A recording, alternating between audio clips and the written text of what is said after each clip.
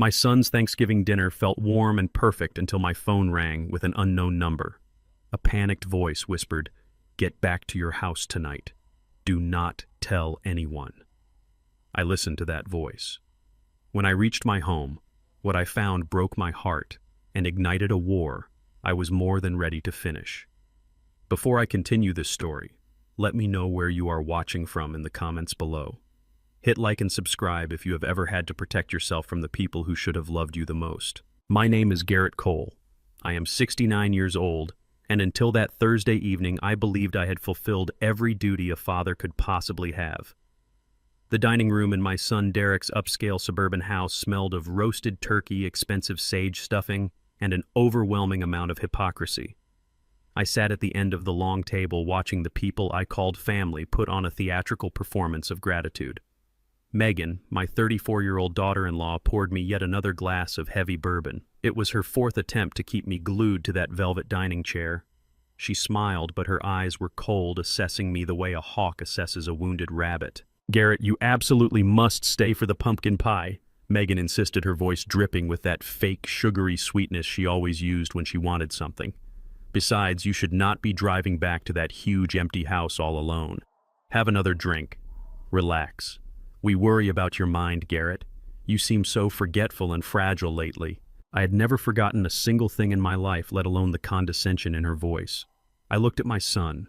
Derek was 38 years old, a ruthless corporate sales director who managed dozens of employees. Yet in his own dining room, he shrank into a silent, spineless shadow whenever his white wife spoke. He focused intensely on slicing the turkey, deliberately avoiding my gaze. He knew Megan was insulting me, building a narrative of my supposed senility right to my face, but he lacked the courage to defend the father who had sacrificed everything to put him through college. The atmosphere was suffocating.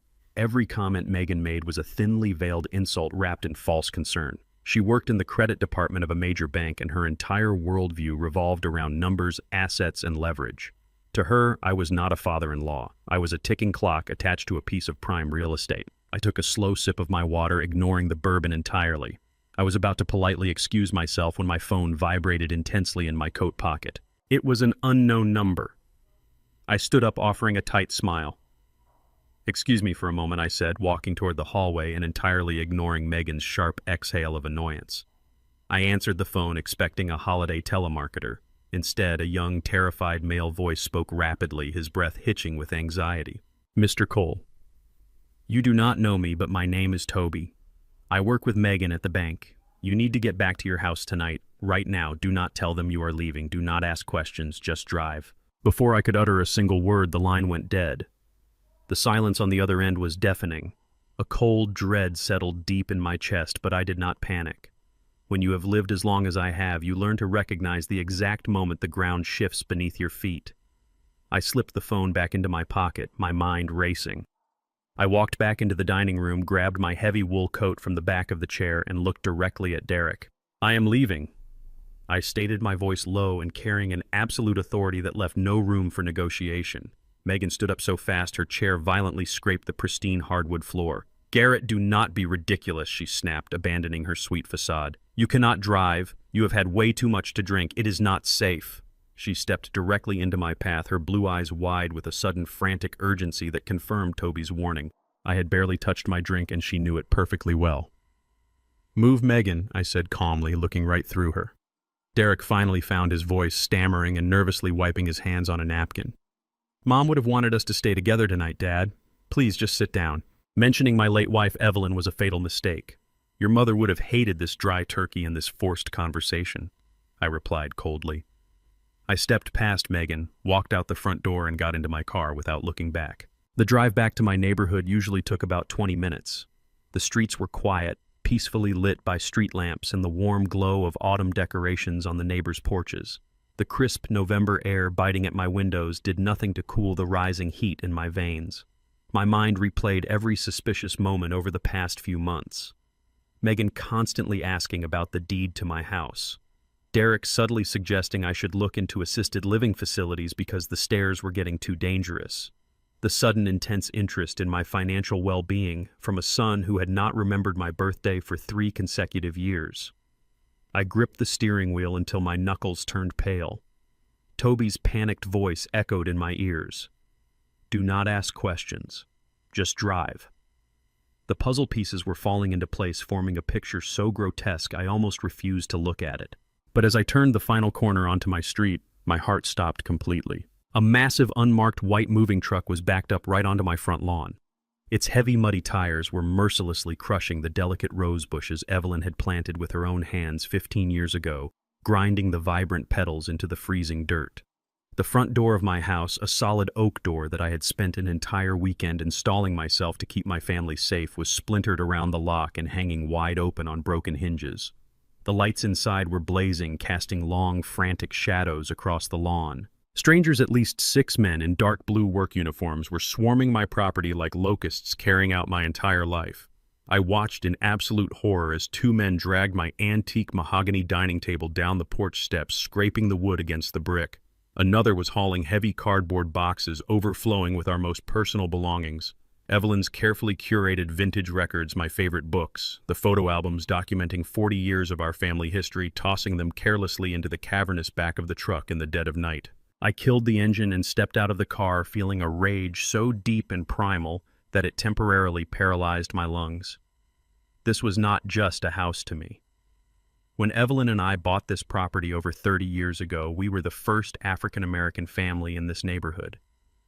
We endured the suspicious stares, the whispering behind closed blinds, and the blatant hostility of people who thought we did not belong. We worked double shifts, me fixing plumbing across the city until my hands bled, and Evelyn teaching elementary school until her voice went hoarse just to prove we had every right to be there. Every brick, every floorboard, every piece of furniture in that house was paid for with our blood, our sweat, and our undeniable dignity. It was our fortress. It was the legacy we had built against all odds. And now my own flesh and blood, the son I had given everything to, had sent strangers to pillage it like common thieves in the night. I did not yell. I did not scream for the police. I walked slowly up my driveway, the gravel crunching under my shoes. My hands were clenched into tight fists inside my coat pockets, my mind calculating every single step of the war I was about to wage. A burly man with a thick beard and a heavy clipboard emerged from my front hallway, barking orders at the movers to hurry up. He saw me approaching and stopped, casually wiping sweat from his forehead. He did not look guilty. He did not look like a criminal caught red-handed in the middle of a burglary. He looked entirely annoyed by my presence. He walked down the porch steps, stepping right over a shattered piece of my front door frame, and approached me with an air of absolute confidence. "You must be Garrett," he said, his tone dismissive and flat. He did not offer an apology. Instead, he reached into his heavy jacket, pulled out a folded, officially stamped legal document, and shoved it directly toward my chest. I took the heavy parchment paper from his calloused hand, holding it up to the harsh yellow glare of the truck headlights. The bold black letters at the top of the page seemed to vibrate in the freezing autumn air. Medical and financial power of attorney. I skimmed the dense legal jargon, my eyes scanning past the clauses granting absolute control over my property, my medical decisions, and my financial assets to Derek Cole and Megan Cole. But it was the bottom of the second page that made my blood run entirely cold. There, stark and undeniably authentic, was my own signature. I stared at the ink, my mind racing backward through time, searching for the exact moment I had signed my life away. Then the memory hit me with the force of a physical blow. 3 months ago, I was in the hospital for a minor routine surgery on my knee. I was groggy from the anesthesia, fighting a dull ache in my leg when Megan visited my room. She brought me a thick stack of what she claimed were standard hospital discharge forms and insurance waivers. She had smiled that same calculating, sweet smile, handing me a pen and pointing exactly where to sign to speed up the process so I could go home and rest. I trusted my son's wife. I signed the papers without putting on my reading glasses. She had buried this power of attorney right in the middle of that stack, using my drug-induced haze to steal my independence. The foreman crossed his arms over his chest, his breath turning to white steam in the night air. "Look, buddy," he said, his voice entirely devoid of sympathy. "I do not care about family drama. Your son and his wife hired my company this morning. They showed us the notarized paperwork. They told us you were being moved to an assisted living facility tonight due to severe cognitive decline, and they needed the house cleared for an immediate staging and sale. If you have a problem, take it up with them. We are just doing our job." He turned his back on me and shouted at 2 men carrying out my vintage leather armchair. I looked at the document again. It was notarized. Megan worked in the credit department of a major bank. She had access to in-house notaries, people who would stamp a document without asking questions if a senior colleague asked for a quick favor. The trap had been set perfectly. If I called the police right now, the officers would arrive, look at a legally binding notarized document, and look at an angry, distressed 69-year-old black man making wild accusations against his successful son. Megan would play the victim. She would show them this piece of paper claim I was having a violent dementia episode, and they would likely drag me away for a mandatory psychiatric hold. That was exactly what she wanted. I would not give her the satisfaction of a reaction. I did not scream. I did not curse. I carefully folded the document, slipped it into my coat pocket, and backed away from my own front yard. Every step felt like retreating from a battlefield where I had been ambushed without a weapon. I got back into my car and locked the doors, shielding myself from the freezing wind and the sight of my life being dismantled piece by piece. Sitting in the driver's seat, my mind shifted from the shock of the betrayal to the cold, hard logistics of survival. If Megan had the legal authority to empty my house, she had the legal authority to empty my bank accounts. She was a banker. She understood leverage, and she would know that stripping me of my cash was the fastest way to ensure my complete submission. I pulled out my phone and quickly dialed the 24-hour customer service line for the bank that held my pension and everyday checking account. The automated voice guided me through the prompts. I typed in my account number and my social security number, my fingers moving rapidly over the glowing screen. The line clicked and a human operator answered. Her voice was polite and strictly professional. "Mr. Cole, how can I assist you tonight?" "I need to put an immediate freeze on all my accounts," I said, keeping my tone perfectly level, betraying none of the panic that was threatening to consume me. "I believe my financial information has been compromised." "Please hold for one moment while I pull up your profile," she replied. The hold music played for 30 agonizing seconds. When she returned, her tone had noticeably shifted. It was no longer accommodating, it was guarded. "I am sorry, Mr. Cole, but I am looking at your account right now, and it appears a complete freeze was already initiated this afternoon." By whom, I demanded, the grip on my phone tightening until the plastic creaked. "By your legally appointed financial guardian," the operator stated firmly. "Megan Cole submitted a notarized power of attorney to our branch manager at 3 o'clock today. According to the notes on your file, your access has been revoked due to medical reasons, and all funds have been routed to a secure holding account under her direct management. Because she is a verified banking official, the transfer was expedited. I cannot authorize any transactions or grant you access without her explicit written consent." She had locked me out. Using her corporate credentials and the stolen signature, Megan had severed my lifeline. The pension I had earned over 40 grueling years of labor, the savings I used to pay for my groceries and electricity, it was all gone. She had executed a flawless financial execution while serving me roasted turkey and smiling in my face. I thanked the operator and ended the call. The silence inside my car was heavy and absolute. I was officially a ghost in my own life.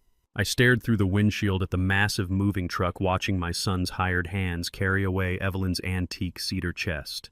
Seeing it violated like that brought a bitter memory of Derek to the surface. Even as a young boy, Derek possessed an insatiable, bottomless greed. Evelyn used to say he had a hole in his soul that no amount of allowance or new toys could ever fill. Whenever we bought him something, he never appreciated it. He only looked at what the neighbor kids had and complained that it was not enough. I spent my life trying to teach him the value of hard work, trying to show him that respect was earned, not demanded. But he always preferred the easy way out. He wanted the corner office without putting in the hours. He wanted the luxury lifestyle without the sweat. And when he married Megan, a woman whose entire existence was defined by price tags and profit margins, that childhood greed mutated into something truly monstrous.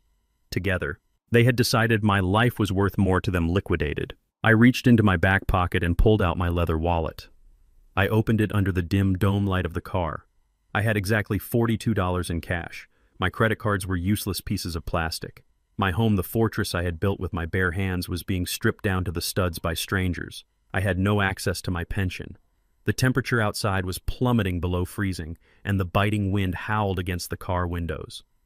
I was a 69-year-old man, completely erased from the system, left sitting in the freezing cold with nowhere to sleep and no one to call. But as I turned the ignition key to start the heater, a slow, dangerous clarity washed over me. They thought I was just a retired plumber with a nice house and a modest pension.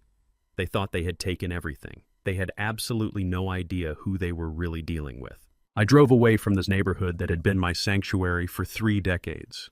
The streets were slick with frost matching the icy resolve settling over my mind. With only $42 to my name, my options were severely limited. I navigated toward the industrial outskirts of the city, pulling into the cracked asphalt parking lot of a rundown highway motel. A flickering neon vacancy sign buzzed overhead like a dying insect. I paid the night clerk $35 in cash for a room that smelled of stale smoke and damp carpet. Sitting on the edge of the sagging mattress, still wearing my heavy wool coat because the room heater was broken, my phone vibrated against the cheap laminate nightstand. The caller ID flashed Derek's name. I let it ring 3 times, controlling my breathing before answering. "Dad, where are you?" Derek's voice flooded the speaker, laced with a frantic, exaggerated concern that turned my stomach. "You left the house so abruptly. Megan is absolutely terrified you got lost on the way home. We have been worried sick." I closed my eyes. The performance was sickeningly transparent. He was not calling out of genuine fear for my safety. He was calling to establish a timeline. He wanted me to sound disoriented on a recorded line, or better yet, to admit I was wandering aimlessly. It was all part of their carefully orchestrated narrative to legally cement my supposed dementia. They needed a record of me acting erratically to justify the moving truck currently emptying my house and the forged power of attorney. "I am perfectly fine, son," I replied, my voice steady, betraying zero emotion. I just felt incredibly tired after the heavy meal. I did not want to risk falling asleep at the wheel, so I checked into a motel off the highway to rest for the night.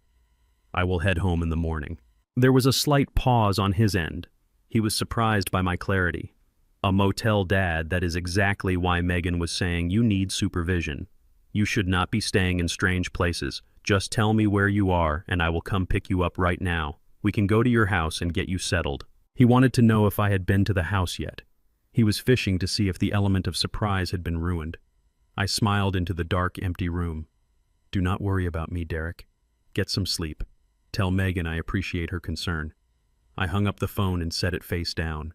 They thought they had backed a frail old man into a corner. They had no idea they had just handed me the element of surprise. Morning broke with a harsh gray light filtering through the dirty motel blinds. I washed my face in the rusted sink, buttoned my coat, and left my remaining $7 on the nightstand as a tip for the housekeeper.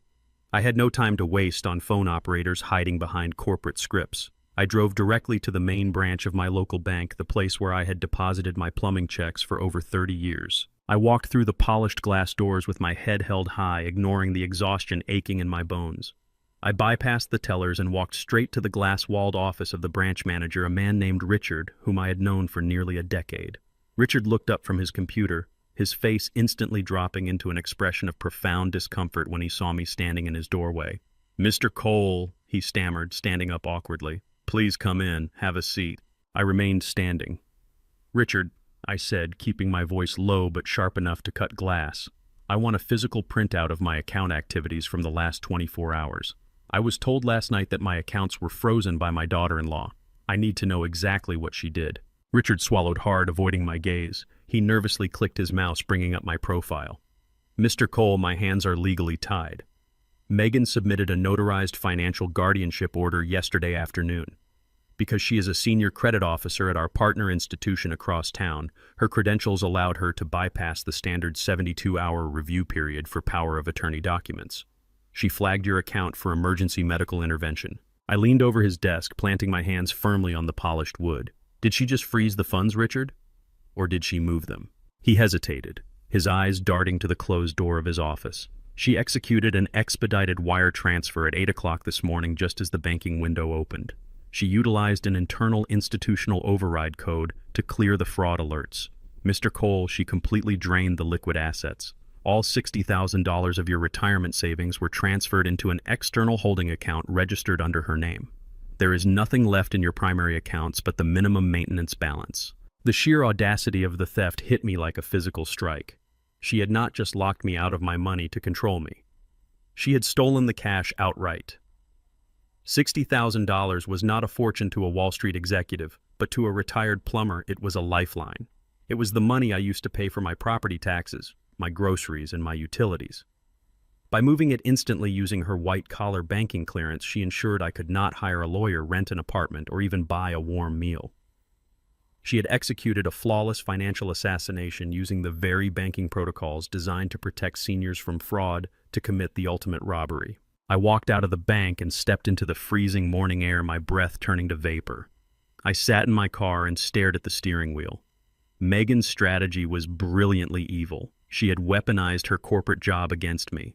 She knew the loopholes, the override codes, and the bureaucratic red tape. She assumed that because I was a blue-collar worker who spent his life fixing pipes and crawling under houses, I would be financially illiterate and utterly helpless against institutional theft. She thought my entire net worth was contained in that single $60,000 checking account and the brick house she was currently trying to sell. But Megan and Derek did not understand the philosophy Evelyn and I had lived by our entire marriage. We believed in invisible wealth. We knew that flashy cars and bloated bank accounts only attracted predators. We had deliberately kept my primary checking account modest. The $60,000 Megan just stole was nothing but surface money. It was the decoy. I reached into my coat pocket and pulled out my phone. I bypassed my usual contacts, scrolling past the numbers for my doctor, my neighbors, and my treacherous son. I navigated to a hidden encrypted application I had not opened in over 5 years. I dialed a private number.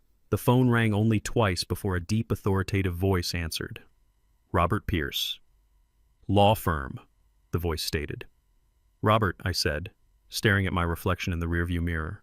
It is Garrett Cole. There was a brief pause, followed by the sound of a heavy pen dropping onto a desk. Garrett, it has been a long time. Tell me who I need to destroy. My son and his wife just stole my Surface accounts and tried to sell my house out from under me. I replied, my voice steady and cold as steel. It is time to wake up the Ghost Trust. I need you to crush them. I drove straight to the financial district, navigating the labyrinth of towering steel and glass until I reached the skyscraper that housed Robert Pierce's law firm. Robert was not just a lawyer. He was a corporate shark, a man whose entire career was built on dismembering hostile takeovers and burying financial predators. When Evelyn and I liquidated our assets years ago, Robert was the architect who constructed the impenetrable legal fortress around our real wealth. He was waiting for me in his corner office, a sprawling, immaculate room with floor-to-ceiling windows overlooking the freezing city. He did not offer empty condolences or patronizing pity when I walked through the door. Instead, he slid a thick black leather folder across his polished mahogany desk the moment I sat down. I put my investigative team on your son and daughter-in-law the second we hung up, Robert stated, leaning back in his leather chair, his sharp eyes locking onto mine. It did not take long to find the rot beneath the floorboards. They are bleeding out, Garrett.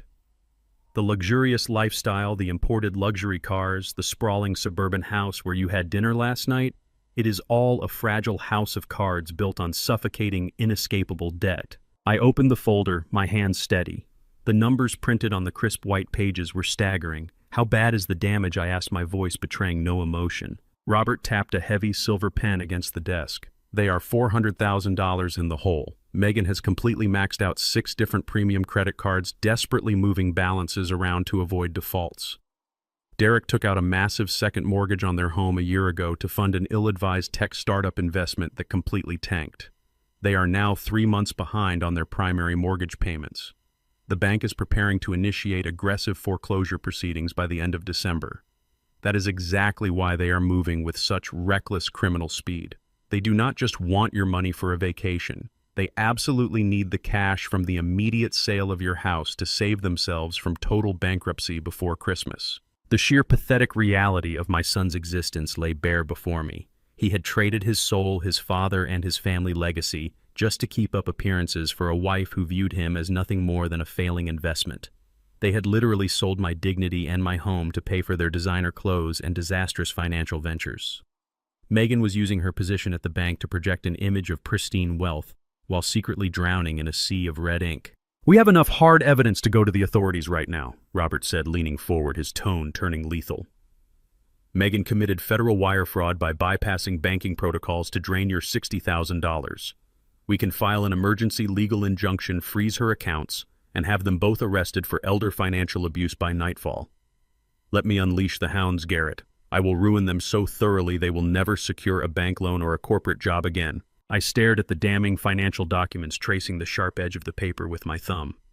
No, I replied, my voice steady and cold as the winter wind outside. We are not going to the police. Not yet.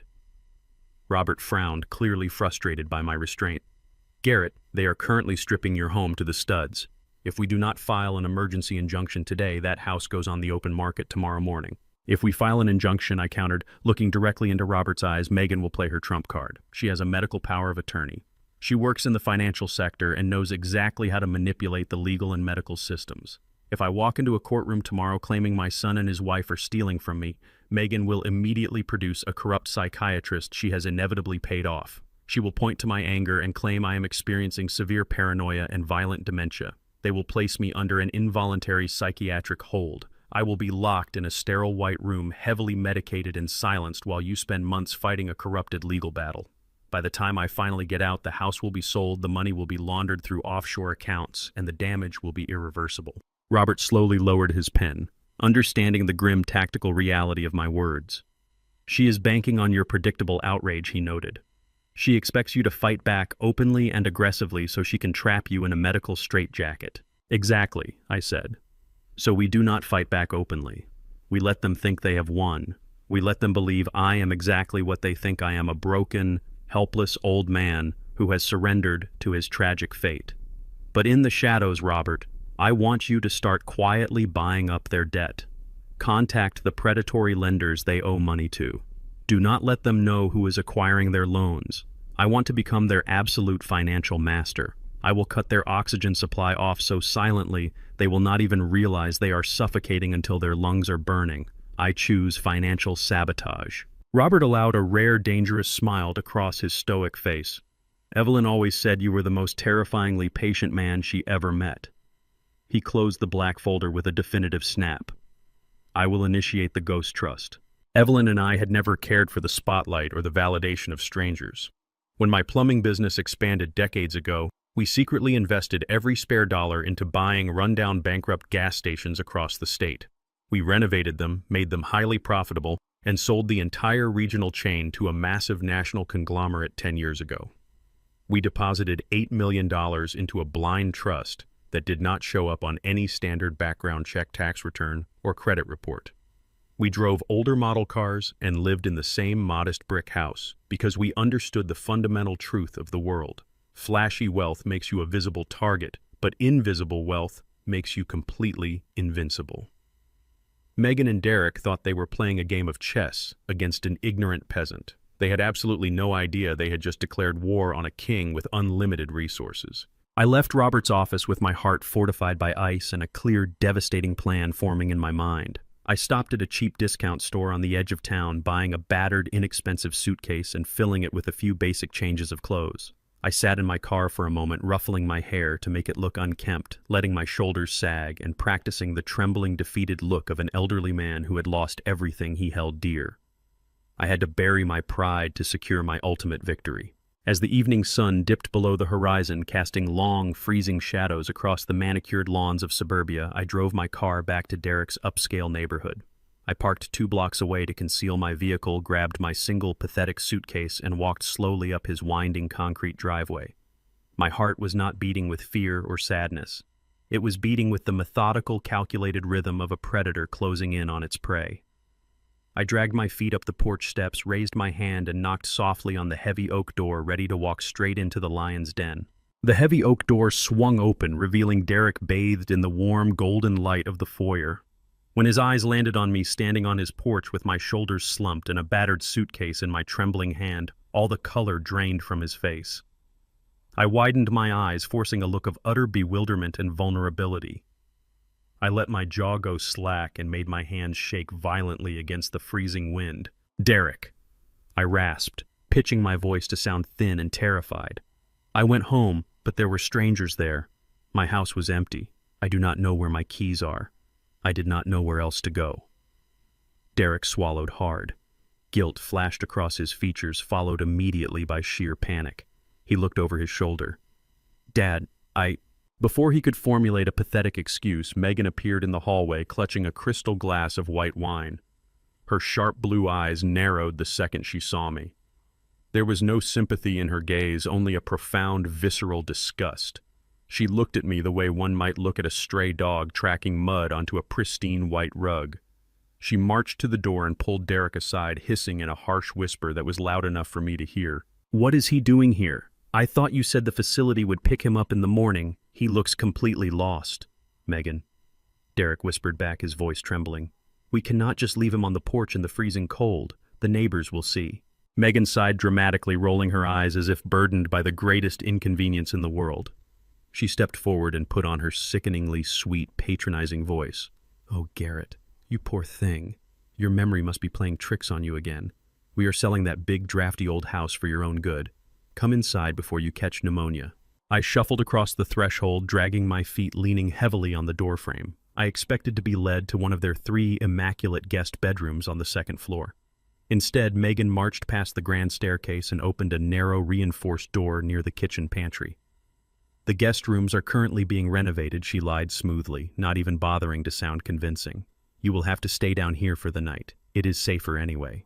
No stairs for you to fall down." She flipped a switch. A single flickering bare bulb illuminated an unfinished, windowless basement. The air was thick with dampness and the sharp smell of mildew. The concrete floor was freezing, and the only piece of furniture was a rusty metal folding cot with a thin, stained mattress pushed against the far wall. It was a space meant for discarded boxes, not a human being. It was a holding cell. Derek stood at the top of the stairs, looking down at the miserable cot. He opened his mouth, perhaps to object, but Megan shot him a single icy glare, and he instantly looked away, staring at his expensive leather shoes. "Get some sleep, Garrett," Megan said cheerfully. "We will sort out your permanent facility tomorrow." She slammed the door shut, plunging me into the damp, isolating silence. The heavy deadbolt clicked into place from the outside. She had literally locked me in the basement. I stood in the center of the cold concrete floor, letting the shivering act drop entirely. I straightened my spine, rolling my shoulders to release the tension of the performance. They thought they had trapped me. They did not realize I had just successfully breached their perimeter. I waited 3 hours in absolute silence. I sat on the edge of the miserable cot, listening to the muffled footsteps above me until the house settled into the deep, heavy quiet of the dead of night. At 2 a.m, I stood up. I reached into my cheap suitcase and pulled out a small, specialized leather pouch provided by Robert's security team earlier that afternoon. Inside was a state-of-the-art micro-audio transmitter no larger than a standard coin, capable of broadcasting crystal-clear audio directly to an encrypted application on my phone. Using a thin piece of wire I had extracted from the cot's springs, I skillfully picked the cheap deadbolt on the basement door in under 30 seconds. Decades of working as a plumber had taught me how to navigate the intricate mechanics of old locks. I slipped out of the basement and moved through their dark, sprawling house with the silent, predatory grace of a phantom. I bypassed the squeaking floorboards in the hallway and entered their formal dining room. I knew from Robert's dossier that Megan conducted her most sensitive, off-the-books business calls from the head of this massive mahogany table early in the morning before Derek woke up. I crawled underneath the table, securely fastening the adhesive side of the micro-recorder deep within the wooden grooves where no one would ever feel or see it. I slipped back into the basement and locked the door behind me, settling in to wait. The payoff came faster than I expected. At 6 a.m, my phone vibrated in the dark. I put in my wireless earpiece and activated the listening app.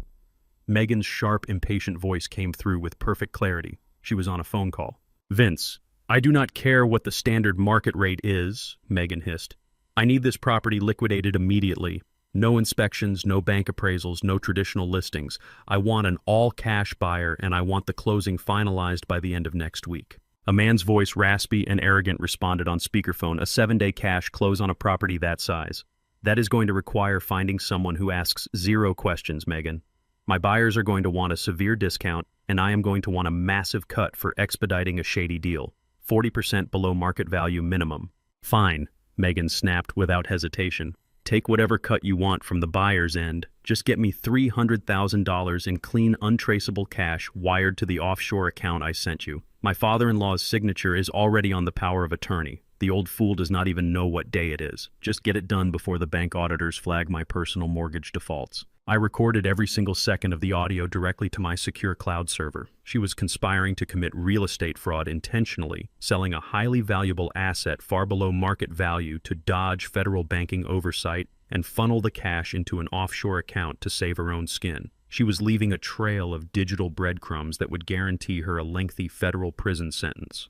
As the call ended, I heard a second set of footsteps enter the dining room above me. It was Derek. His voice came through the earpiece, sounding weak and hesitant. "Megan, are you sure about Vince?" Derek asked softly. "Selling Dad's house for cash under the table feels risky. If the bank finds out or if Dad somehow figures it out." "Your dad is sitting in a freezing basement talking to the walls," Megan interrupted viciously. "And if you want to keep your imported car and your country club membership, you will shut your mouth and let me handle the adults' work. If we do not get this cash by Friday, we are homeless, Derek. Do you understand?" "Yes, Megan. I understand," Derek murmured, utterly defeated. Listening to that exchange, the final agonizing thread of paternal sympathy inside me completely snapped. I realized my son was not a victim of manipulation. He was a willing, cowardly accomplice. He had traded his father's life for his wife's approval. He was beyond saving, and I no longer had any desire to save him. I needed to gather more intelligence on where Megan was keeping her physical banking ledgers. I waited until I heard Derek leave for work and Megan head upstairs to shower. I picked the basement lock again and quietly made my way to the first floor. I adopted my hunched, confused posture just in case and wandered toward Megan's home office. The door was slightly ajar. I pushed it open and saw a stack of past-due mortgage notices and legal banking documents spread across her pristine glass desk. I stepped inside, my eyes scanning the devastating proof of their financial ruin. Suddenly, the hardwood floor creaked behind me. "What exactly do you think you are looking at?" Megan's voice cut through the silence like a cracking whip, freezing the blood in my veins. I froze, keeping my back to her for a split second to compose my features. I forced my shoulders to slump, letting my hands shake as I slowly turned around. I stared at her with wide, vacant eyes, adopting the exact persona she expected. "I was just looking for the bathroom," I mumbled, pitching my voice to sound raspy and disoriented. "The hallway is so dark, I got confused." Megan did not lower her guard. She stepped fully into the home office, her eyes darting from my face to the stack of past-due mortgage notices lying completely exposed on her desk. She was a predator, and she knew the scent of danger. She stepped closer, her gaze turning utterly lethal as she studied my posture. "You are not confused, Garrett," she said, her voice dropping to a terrifyingly calm whisper. "I see it in your eyes. You know exactly what you are looking at." I maintained my blank expression, but my silence was all the confirmation she needed. Panic, sharp and sudden, flared across her immaculate features. If I was lucid, if I understood the depth of their financial ruin, I could ruin her impending illegal cash sale. I could walk out the front door, hail a cab to the police station, and report her for elder abuse and wire fraud. She needed me neutralized immediately, and she needed it done with unquestionable legal permanence. I watched the gears turning in her calculating mind. She looked at the heavy glass door of the office, then back at me. Finally, her eyes landed on a sleek silver letter opener resting next to her keyboard. What happened next occurred with such blinding, psychotic speed that it took all my willpower not to react. Megan grabbed the heavy silver blade. She looked me dead in the eye, flashing a twisted, desperate smile. Then, without a single moment of hesitation, she dragged the sharp edge of the letter opener violently across her own left forearm. Blood welled up instantly, bright red and startling against her pale skin. It dripped down her wrist, staining the cuff of her expensive white silk blouse. She tossed the bloodied letter opener onto the floor directly at my feet. I stood perfectly still. I knew exactly what she was doing, and I knew that if I moved to stop her, or if I picked up that blade, my fingerprints would seal my fate. She grabbed her cell phone with her uninjured hand and dialed 911. The moment the operator answered, Megan transformed. The cold, calculating banker vanished, replaced instantly by a hysterical, terrified victim. "Help me!" she screamed into the phone, her voice cracking with manufactured terror. "Please send the police immediately. My father-in-law has severe dementia. He is having a violent episode. He broke into my office and attacked me with a knife. He does not know who I am. Please, there is so much blood. Hurry." She dropped the phone, letting it clatter onto the glass desk so the operator could hear her continuing to sob loudly. She sank to the floor, clutching her bleeding arm, rocking back and forth. "You are going to be locked in a padded room until the day you die, old man," she whispered viciously through her fake tears. I did not say a word. I simply recorded the sheer depravity of the moment in my mind. 10 minutes later, the wail of police sirens shattered the quiet morning air of the upscale neighborhood. Tires screeched in the driveway. Heavy boots pounded against the front porch. The front door was thrown open and 3 police officers burst into the hallway with their hands resting on their holstered weapons. Derek arrived just seconds behind them, sprinting through the front door in his tailored work suit, having clearly been called by his frantic wife. He stopped dead in his tracks at the entrance of the home office. The scene was perfectly staged for my destruction. Megan was curled in the corner, sobbing uncontrollably, clutching her bleeding arm. I was standing in the center of the room, looking down at the bloody letter opener at my feet. "Secure the suspect," the lead officer barked. Two younger officers rushed forward, grabbing my arms and twisting them behind my back. They did not care that I was a 69-year-old man. They only saw a violent aggressor standing over a bleeding woman. The cold metal of the handcuffs bit into my wrists, clicking tightly into place. "Oh my God, Megan," Derek yelled, rushing to his wife and dropping to his knees. "What happened?" "He attacked me!" "Derek," Megan wailed, burying her face in his chest. "He came into the office muttering nonsense. He did not recognize me. He grabbed the letter opener and just started swinging. I was so terrified."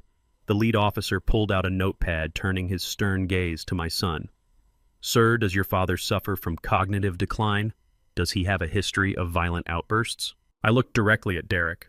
I locked eyes with the boy I had taught to ride a bicycle, the boy I had stayed up all night helping with math homework, the boy whose entire life was funded by the sweat off my brow. This was his moment. He knew his wife was a manipulator. He knew I had never been violent a single day in my life. He looked at Megan's bleeding arm, then he looked at the police officers, and finally he looked at me. "Yes," Derek said, his voice shaking but his words devastatingly clear. "He has been suffering from severe dementia.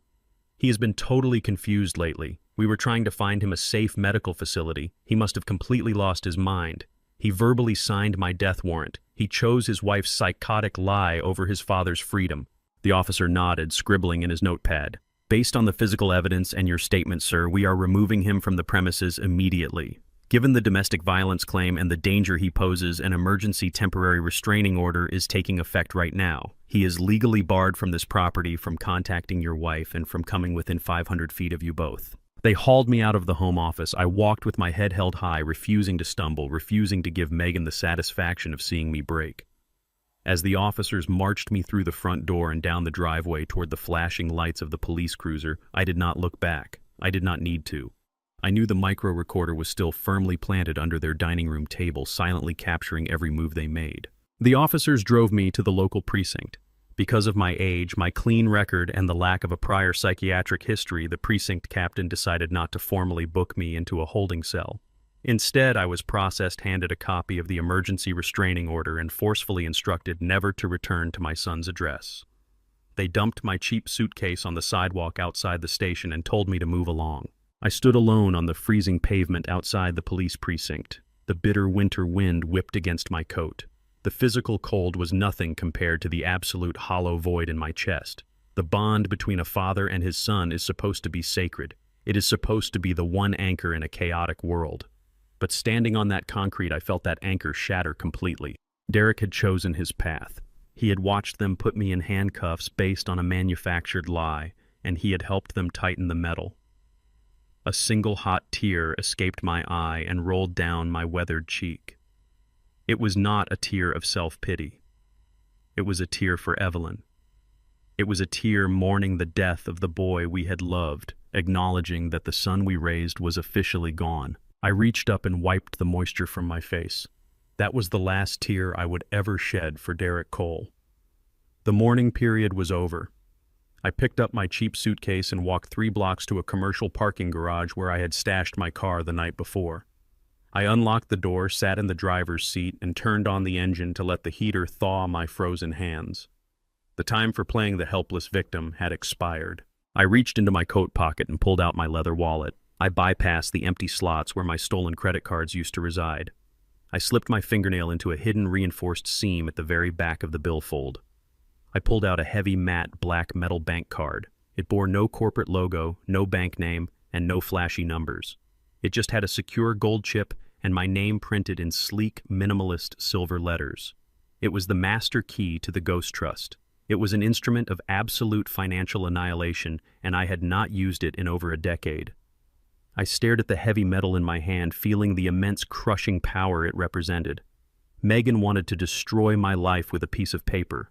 I was going to erase her entire existence with a piece of metal. I slid the matte black metal card back into my wallet and put the car in gear. I drove away from the police precinct, leaving the humiliation of the morning behind me. My destination was not a standard retail bank with drive-through windows and cheerful tellers handing out promotional items. I navigated to the financial center of the city, pulling up to an imposing, unmarked limestone building that occupied an entire city block. There were no glowing neon signs. There was only a discreet brass plaque beside heavy, reinforced glass doors. This was Vanguard Private Wealth Management, an institution that did not accept walk-in customers. You did not simply open an account here. You had to be invited by the board of directors, and the minimum deposit to even walk through the door was $5 million in liquid assets. I parked my car down the street and walked up to the entrance. Two towering security guards in tailored dark suits evaluated my scuffed boots and faded wool coat. I saw the immediate dismissal in their eyes. They stepped forward to block my path, assuming I was a confused old man who had wandered away from a public bus stop. I did not speak a single word. I simply reached into my pocket and held up the black metal card. The guards froze in their tracks. Their posture instantly shifted from intimidation to absolute deference. They stepped aside and quickly pulled open the heavy glass doors for me. Inside the lobby was a sanctuary of hushed whispers, polished marble floors, and dark walnut paneling. A sharply dressed executive director approached me immediately. "Welcome back, Mr. Cole," he said, his voice dropping to a respectful murmur. "It has been quite some time. We have your private suite prepared." He escorted me into a soundproof, windowless room deep within the building. He handed me an encrypted tablet and left me completely alone. I entered my biometric data and typed in the complex alphanumeric passcode Evelyn and I had memorized over a decade ago. The screen loaded, displaying the current balance of the Ghost Trust. $8,412,000. I stared at the staggering number, feeling the ghost of my wife standing beside me in that quiet room. We had not inherited this massive fortune. We built it from the dirt up, decades ago, while everyone else was trying to buy flashy suburban houses and expensive cars on credit. Evelyn and I secretly purchased a string of bankrupt, run-down gas stations along emerging commercial highways. We renovated them, worked 20-hour days, and eventually sold the entire highly profitable chain to a national conglomerate. We took that massive cash payout and buried it in this blind trust. We chose to live like modest working-class people because we understood that true financial power is completely invisible. Now that invisible power was fully awake and ready to strike with devastating force. I tapped the screen, authorizing an immediate transfer of $250,000 into a newly created, untraceable corporate checking account. I walked out of the bank feeling a profound sense of lethal calm. I drove straight to the towering glass skyscraper where my lawyer Robert Pierce operated. I bypassed the receptionist and walked directly into his corner office. "I have unlocked the trust," I told him, dropping the new corporate checkbook onto his polished mahogany desk. "Now I want you to hire the most ruthless corporate espionage firm in this city. I do not want cheap private detectives taking blurry photos from parked cars. I want digital forensic experts. I want former federal agents who know exactly how to completely dismantle a corrupt banking executive." Robert did not hesitate for a second. He picked up his secure phone and made a single phone call. Within 2 hours, we were sitting in a sterile, secure conference room across from 3 men in sharp, tailored suits. They were the apex predators of the intelligence sector, specializing in corporate fraud, digital tracing, and total financial ruin. The lead investigator, a cold-eyed man named Vance, opened his laptop. "Who is the target?" he asked. "Her name is Megan Cole," I stated, sliding a photograph of my daughter-in-law across the large conference table. "She is a senior credit officer at the First National Bank downtown. She thinks she is completely untouchable because she knows how to manipulate bureaucratic loopholes. I want you to tear her professional life down to the microscopic level. I want her work emails, her internal chat logs, her transaction histories, and her deleted files. I want every single digital footprint she has left over the past 5 years. She is currently trying to execute a fraudulent all-cash sale of my property to cover massive personal debts. If she is willing to commit felony elder abuse and forge legal documents in broad daylight, I guarantee she is hiding much darker secrets in the shadows of her corporate job." Vance looked at the photograph, then looked up at me. "Bypassing commercial bank firewalls and digging into a senior executive's secure files is highly complex. It is going to be incredibly expensive, Mr. Cole." "I do not care what it costs," I replied, my voice steady and completely devoid of mercy. You have a blank check. Spend whatever it takes to get the job done. I want her completely exposed, and I want it done before she can close the sale on my house." The investigators immediately went to work packing up their equipment with professional efficiency. I left the building and checked into an ultra-luxury high-security penthouse suite under a corporate alias provided by Robert. Sitting on a leather sofa overlooking the sprawling city skyline, I poured myself a glass of aged bourbon and reflected on the sheer pathetic irony of my son's existence. Derek and Megan were the perfect embodiment of modern flashy debt. They drove imported luxury vehicles they did not own, wore designer clothes bought with high-interest credit cards, and projected an image of supreme, untouchable wealth while suffocating under a mountain of unpaid bills. They measured their entire worth by what other people could see. Evelyn and I had chosen the exact opposite path. We understood that silent wealth is the only real wealth. Silent wealth does not need to show off or seek validation. It waits patiently in the dark, gathering immense strength, ready to deploy devastating force precisely when it is needed. Megan thought she had crushed a helpless old man by using her banking clearance to drain a measly $60,000. She thought she was a financial genius. She had absolutely no idea she had just declared war on a man who could buy her entire neighborhood in cash and still have millions left over. I spent the next 48 hours waiting in absolute silence. I did not contact Derek. I completely ignored the vicious messages Megan sent to my phone demanding I sign additional medical waivers or face permanent institutionalization. I simply watched the city lights from my penthouse window and let the trap close tightly around them. On the morning of the third day, there was a sharp, rhythmic knock on my penthouse door. I opened it to find Vance standing in the hallway. He was holding a thick, encrypted flash drive and a heavy red manila folder. He did not smile. He looked at me with a mixture of professional awe and grim satisfaction. "You were absolutely right about her," Mr. Cole Vance said, stepping into the room and dropping the heavy folder onto the glass coffee table. "What is inside this file is not just professional misconduct, it is systemic, predatory fraud on a massive scale. We found exactly what she has been hiding, and it is going to put your daughter-in-law in a federal penitentiary for a very long time." I opened the heavy red folder, the thick cardstock feeling surprisingly light considering the absolute devastation contained within its pages. The top document was an internal banking ledger covered in aggressive red highlights, complex routing numbers, and flagged transaction histories. Vance leaned over the glass coffee table, pointing a steady finger at a specific cluster of offshore transfers dating back 18 months. "Megan is not just a terrible daughter-in-law," Mr. Cole Vance explained, his voice low and clinical. "She is an active, calculating predator. She has been specifically targeting elderly clients at First National Bank for years. We traced her digital footprint. She actively seeks out clients with early-stage dementia or those who do not have immediate family members, actively monitoring their monthly statements." Vance flipped the page, revealing a disturbing pattern of forged authorizations and internal bank memos. "She set up sophisticated automated diversion algorithms," Vance continued. "She has been skimming thousands of dollars a month from these vulnerable accounts, funneling the money through a labyrinth of dummy corporations before it eventually lands in her personal offshore holdings. She gaslights the victims if they ever notice a discrepancy, claiming it is just standard banking fees or taxes they simply forgot about." The sheer magnitude of her cruelty made my jaw tighten. She was a monster operating in a tailored business suit.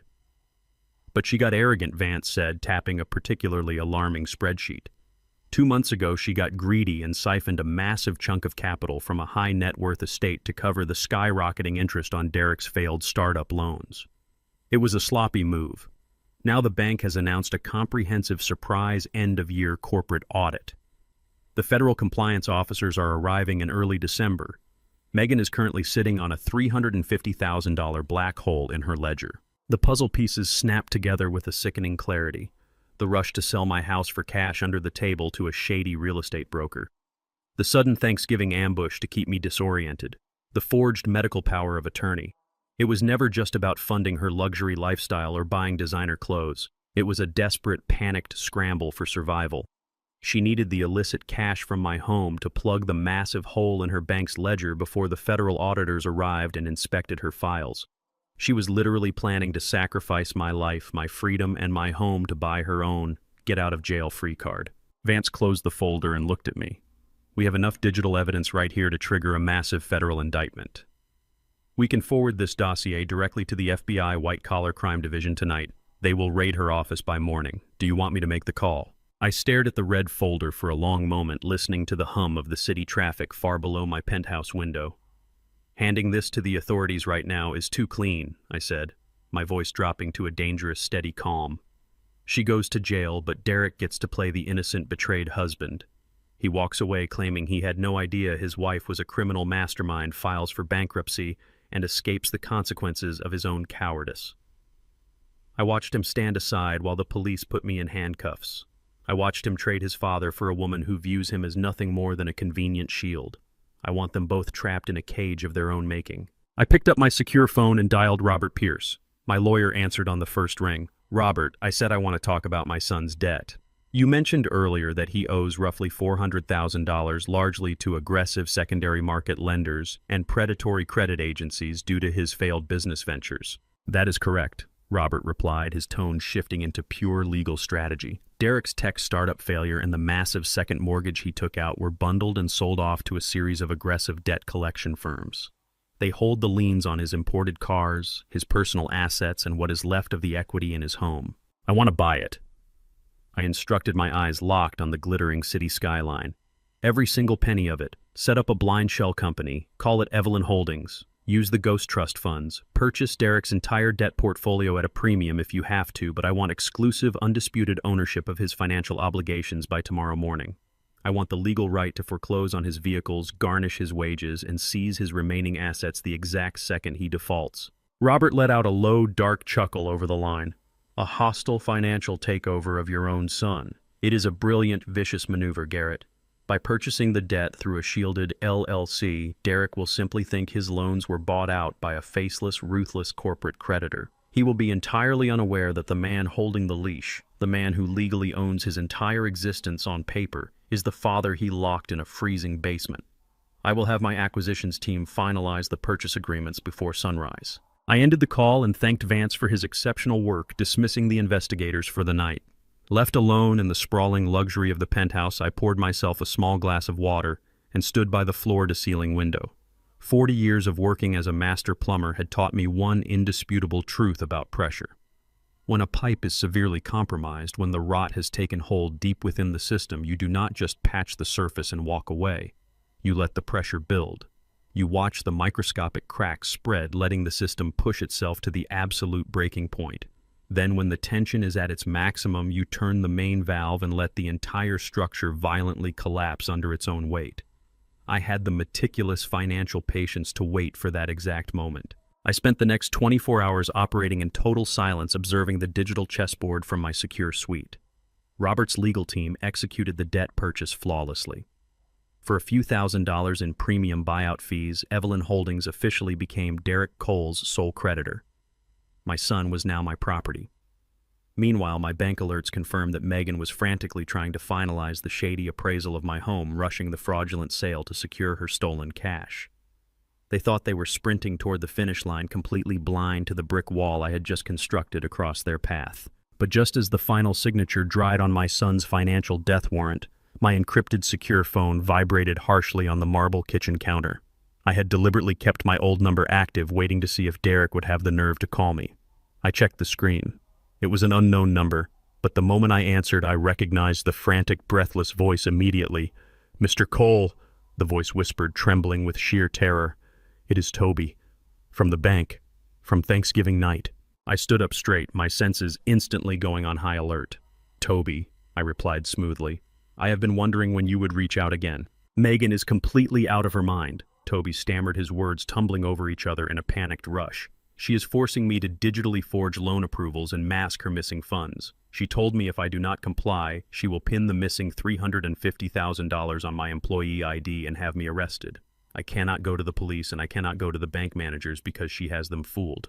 Please, Mr. Cole, I know what she did to your accounts. I know she stole your pension. I need to meet you face to face right now. My life is in danger and you are the only one who understands what she really is." I gave Toby an address for a 24-hour diner on the industrial edge of the city, a place illuminated by flickering fluorescent lights and smelling heavily of stale grease and burnt coffee. It was a location where corporate bankers in tailored suits would never dare to set foot. I arrived 30 minutes early, taking a booth in the far back corner facing the entrance. At exactly 11 o'clock, the diner door chimed. Toby walked in. He was a young man barely out of his 20s, but he looked as though he had aged a decade in a single week. His tie was loosened, his shirt was wrinkled, and his eyes were bloodshot, darting around the room with the frantic energy of a hunted animal. He spotted me and practically collapsed into the vinyl booth across the table. He did not ask for a menu. He just stared at me, his hands shaking so violently he had to clasp them together on the sticky tabletop. "Mr. Cole," Toby whispered, glancing over his shoulder as if Megan might materialize from the kitchen. "I am so sorry to drag you into this, but you are the only person who knows what she is capable of. She has completely lost her mind. The corporate audit is less than a week away, and she is backed into a corner." I slid a cup of black coffee toward him. "Breathe, Toby. Panic is a useless emotion. It makes you sloppy. Tell me exactly what my daughter-in-law is trying to do."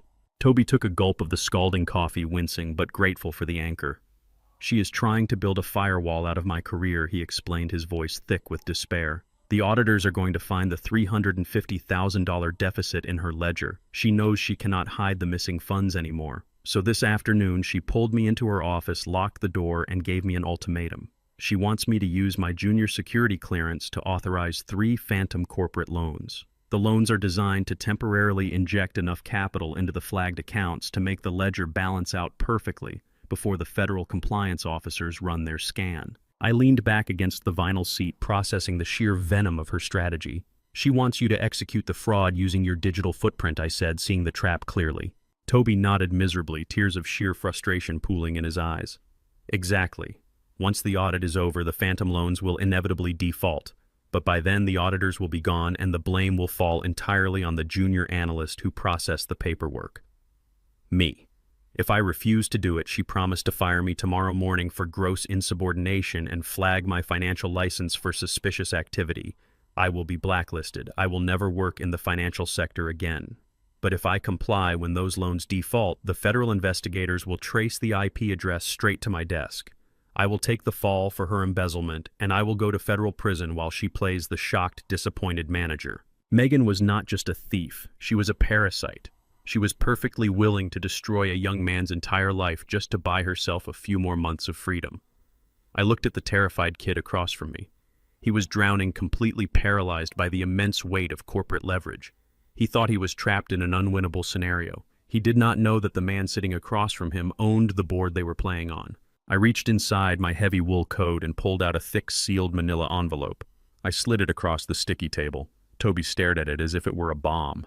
"Open it," I instructed calmly. His shaking fingers broke the seal. Inside was a comprehensive legal retainer agreement from the law firm of Robert Pierce.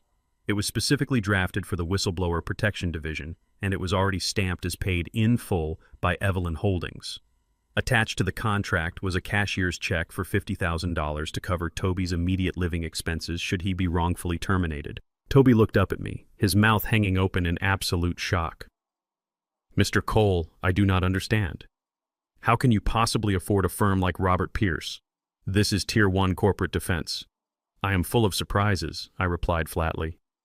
"But legal protection is only the shield, Toby. We need a sword." I reached into my pocket a second time and pulled out a small, sleek device that looked exactly like a standard car key fob. It was actually a military-grade digital extraction drive provided to me by Vance's corporate espionage team earlier that day. I placed it gently next to his coffee cup. "Here is what you are going to do," I said, leaning forward, projecting absolute authority. "You are going to go into the bank tomorrow morning. You are going to look terrified.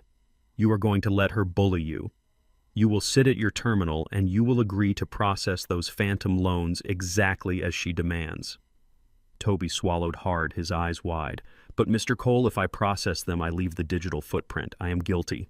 "You are only guilty if she controls the narrative," I countered. "Before you execute her orders, you will plug this key fob into the back of your terminal. It runs a silent, undetectable cloning program. It will record your terminal screen capture, every keystroke, copy the internal routing data, and most importantly, it will extract the digital authorization override she is using to force the transaction through the system. It will prove unequivocally that the commands were initiated under her executive duress.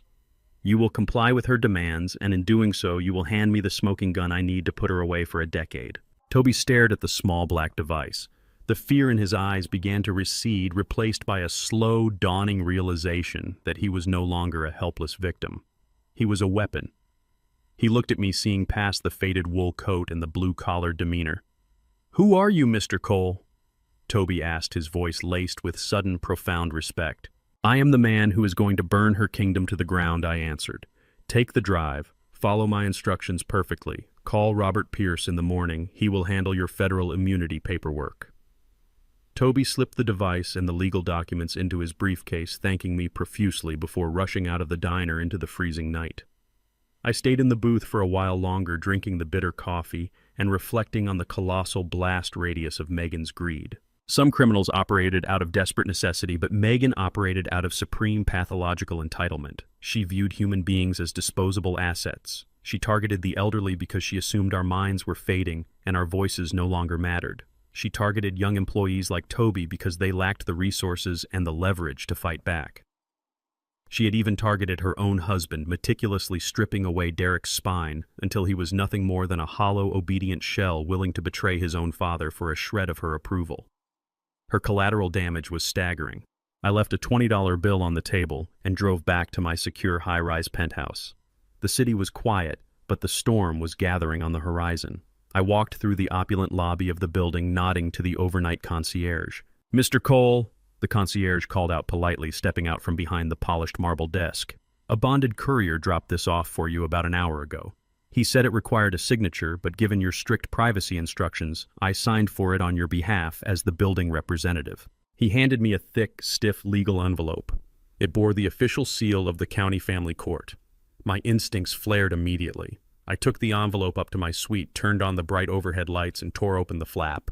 Inside was an official expedited court summons. Derek and Megan were not waiting for the holidays. They had officially filed a petition for my involuntary psychiatric commitment and emergency medical guardianship. Attached to the summons was a heavily fabricated signed affidavit from a corrupt psychiatrist claiming I was a severe danger to myself and others. They were forcing a competency hearing in front of a judge in exactly 48 hours. If I failed to appear, or if I lost, they would legally strip me of my human rights, lock me in a clinical facility, and seize everything I owned. The final battle lines were drawn. The court order attached to the summons mandated a compulsory psychological evaluation prior to the competency hearing. Megan had not left this critical detail to chance. She had handpicked the physician, a Dr. Philip Thorne, whose private clinic sat in a high-end commercial district. Dr. Thorne was notorious in elite legal and financial circles as a hired gun. He was a man with a medical degree who specialized in rubber-stamping severe dementia diagnoses for wealthy families eager to seize immediate control of their aging parents' estates. He provided the medical justification for financial theft, wrapping a brutal robbery in the sterile white coat of healthcare. I arrived at the clinic the next morning exactly 5 minutes early. I was not alone. Robert Pierce accompanied me, completely stripped of his usual ruthless corporate aura. He wore a simple black suit and a chauffeur's cap, keeping his head respectfully bowed, perfectly playing the role of a hired driver for a frail, confused old man. We walked into the sterile, overly bright waiting room, and the receptionist ushered us into Dr. Thorne's expansive office almost immediately. Dr. Thorne sat behind a massive glass desk, steepling his perfectly manicured fingers. He wore a tailored designer suit under a pristine white lab coat, projecting an aura of manufactured empathy that made my skin crawl.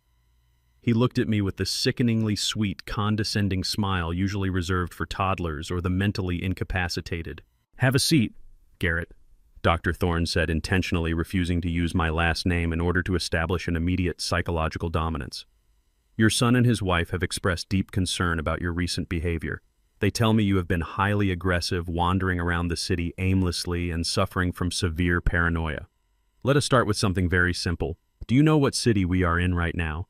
Can you tell me the current year?" I let my shoulders slump, sinking deeply into the plush leather guest chair. I allowed my hands to tremble slightly, resting them heavily on my knees. I gave him exactly the performance he was being paid to document. I answered his questions slowly, occasionally pausing as if struggling to grasp a fleeing thought deliberately, looking toward Robert as if seeking permission to speak. Dr. Thorne grew increasingly confident, scribbling aggressively on his yellow legal pad.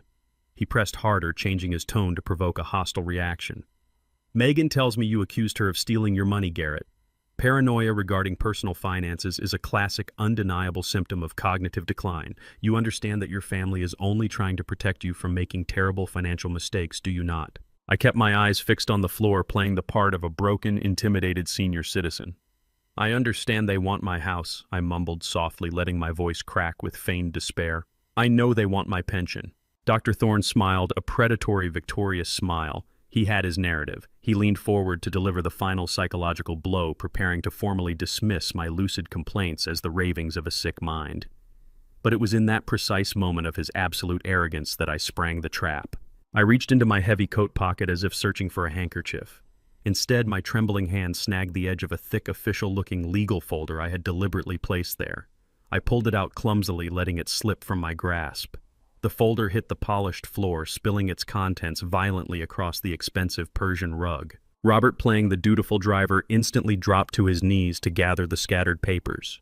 But he moved just slowly enough to ensure Dr. Thorne got a perfectly clear view of the bold, red-lettered documents facing upward on the floor. Dr. Thorne's smug expression vanished in a millisecond. His eyes locked onto the papers. They were highly authentic-looking, albeit entirely fabricated, irrevocable trust transfers. The documents clearly stated that Garrett Cole was finalizing the immediate transfer of his entire pension, his savings accounts, and the deed to his brick house to a highly aggressive, notoriously litigious national wildlife charity. The paperwork indicated that the transfer was absolute, leaving zero liquid assets or property to any surviving family members. Robert quickly gathered the papers, offering a sheepish apology, and tucked them back into my coat. But the damage was done. Dr. Thorne was a mercenary, and mercenaries only work when they are guaranteed to get paid. He knew Megan was broke. He knew she was relying entirely on the swift cash sale of my house to pay his exorbitant under-the-table fee for falsifying my medical records. If I gave the house away to a charity today, Megan would be bankrupt by tomorrow, and Thorne would never see a single dime of his illicit money. A visible sheen of sweat broke out on Dr. Thorne's forehead. He abruptly stood up from his desk, clearing his throat nervously. "Excuse me for one moment, Garrett. I need to consult a colleague regarding a detail in your file. Please wait here." He practically sprinted out of the room, shutting the heavy wooden door behind him. He hurried down the hall into his private, soundproof annex. He thought he was secure, but he severely underestimated the men he was dealing with. The moment Thorne left the room, Robert reached under his chauffeur cap and tapped a small receiver in his ear. Prior to our arrival, Vance's espionage team had hacked the clinic's internal phone network. Every call routed through Thorne's private office was currently being captured and recorded on Robert's secure server. Robert nodded at me, a wolfish grin spreading across his face as he listened to the live audio feed. Through the hidden network, we heard Thorne dial a number frantically. Megan picked up on the second ring. Megan Thorne hissed into the receiver, his professional demeanor entirely gone. "We have a massive problem. The old man is sitting in my office right now, and he just dropped legal paperwork transferring his entire estate to a charity.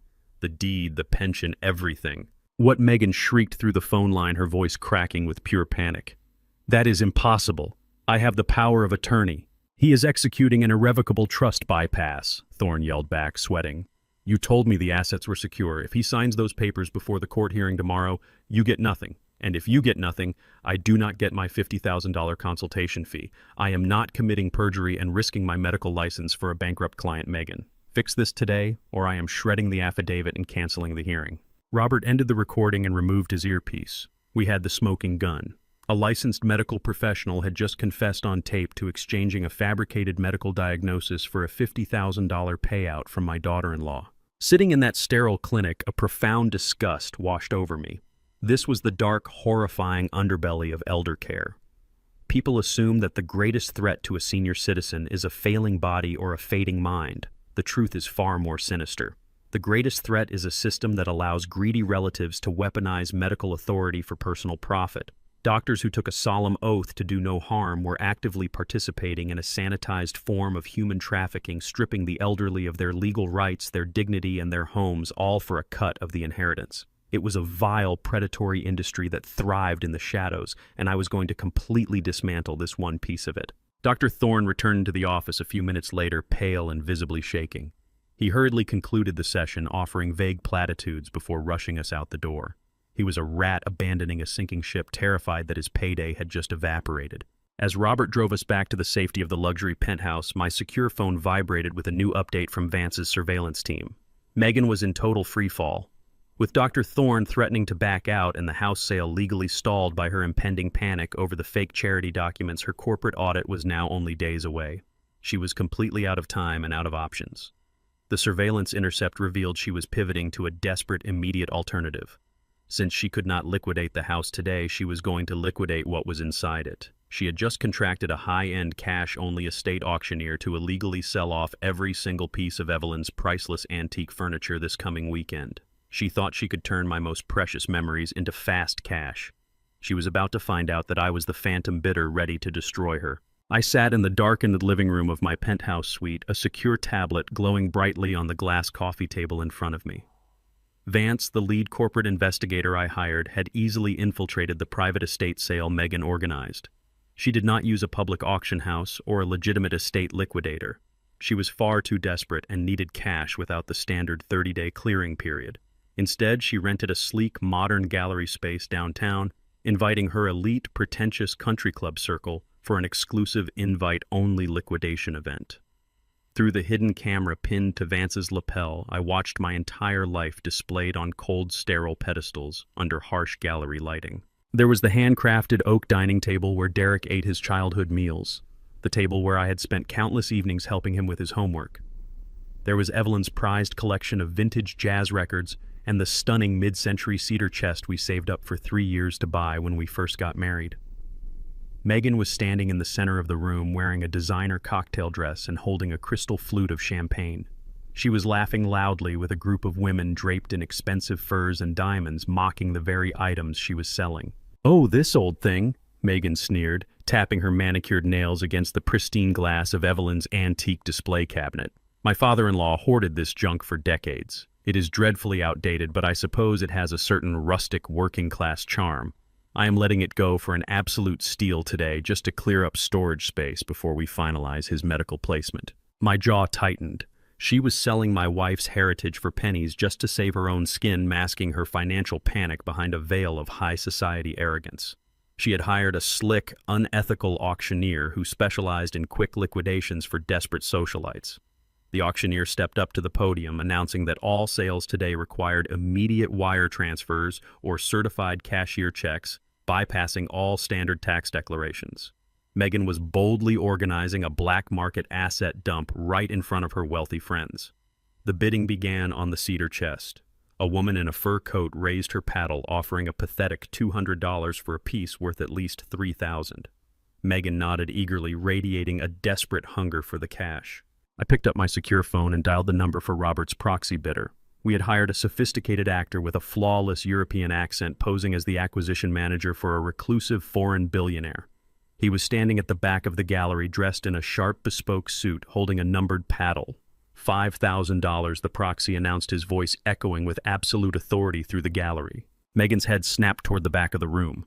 The women in the fur coats gasped in shock. The auctioneer blinked rapidly, then eagerly accepted the bid. For the next hour, I orchestrated a complete financial hijacking from the comfort of my penthouse. Every time Megan's friends tried to bid on Evelyn's heirlooms, my proxy crushed them with absurd astronomical numbers. A vintage armchair worth $500 went for $10,000. The mahogany dining table sold for $25,000. I was buying back my own memories, but I was doing it to build a flawless legal trap. Megan was practically vibrating with greed. She watched the total sales skyrocket past $150,000 in a matter of minutes, completely abandoning her wealthy friends to cater exclusively to the whale buyer at the back of the room. When the auction concluded, my proxy approached Megan and the auctioneer in a private back office.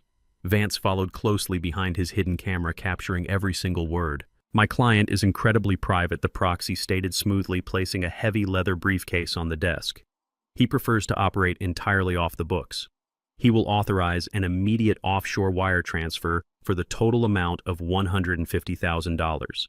However, he requires you to sign these specific cash receipt documents claiming the items were donated or sold for less than $5,000 total to avoid luxury export taxes and federal oversight." It was blatant, undeniable tax fraud and international money laundering. A legitimate banker would have called corporate security immediately. But Megan was a desperate criminal staring at a financial lifeline. She did not even hesitate to break the law. She grabbed her designer pen and signed the falsified tax documents, effectively committing federal tax evasion on a crystal-clear video recording. Watching her sign her own federal indictment brought a cold wave of satisfaction, but it was heavily layered with profound sorrow. Seeing Evelyn's cherished possessions treated like pawnshop collateral broke my heart. I remembered the day we bought that cedar chest. Evelyn had run her hands over the smooth wood, turning to me with a smile that lit up the entire room. She said it smelled like the future we were going to build. We had built our life piece by piece, protecting our heritage in a world that constantly tried to tear us down. Buying these items back was not just a calculated legal maneuver, it was a rescue mission. I was pulling Evelyn's soul out of the filthy, greedy hands of a woman who knew the price of everything and the value of absolutely nothing. It sickened me to know that Derek, my own flesh and blood, had allowed this to happen. He had stood by while his wife priced out his mother's legacy to pay off their fraudulent debts. The proxy packed up the falsified receipts, sliding them securely into his briefcase, and shook Megan's hand. As he turned to leave the back office, he paused, delivering the final fatal hook exactly as Robert and I had instructed. "My client is fascinated by the exceptional quality of these pieces," the proxy said, casually adjusting his suit jacket. He mentioned he might be interested in the estate they originated from. If the actual property is available for a rapid, all-cash transaction, he is willing to pay 20% over market value to close the deal by Friday. Megan's eyes widened with sheer unadulterated greed. The missing piece of her massive embezzlement puzzle had just fallen perfectly into her lap. She had absolutely no idea she had just agreed to sell my own house back to a mysterious investment group entirely controlled by me. The micro recorder I had planted under Derek and Megan's dining room table was picking up every single sound with terrifying clarity. Sitting in my secure penthouse, I pressed the earpiece deeper into my ear to ensure I did not miss a single syllable. The heavy front door of their house slammed shut with a violent bang. Megan's high heels clicked rapidly across the hardwood floor, moving with a frantic, triumphant energy that radiated through the audio feed. She slapped a thick stack of expedited real estate documents onto the mahogany table right above my hidden microphone. "Derek," she shouted, her voice trembling with sheer exhilaration. "Get out here right now! We did it! We found our golden ticket!" Derek's hesitant footsteps approached the dining room. He sounded exhausted, weighed down by the massive, suffocating debts I now legally owned. "What is it, Megan? What is going on?" She did not miss a beat. "I just secured a cash buyer for your father's house. A foreign investment proxy attended the estate sale and offered 20% over the asking price. $500,000, Derek. Pure untraceable cash closing by this Friday. It covers the mortgage arrears, it clears the maxed out credit cards, and it completely fixes the internal audit discrepancy at my bank. We are saved." The silence that followed was heavy and revealing. Derek did not cheer. He did not immediately match her manic excitement. His voice came through the audio feed, weak and wavering. "Megan, it is Dad's house, the house I grew up in.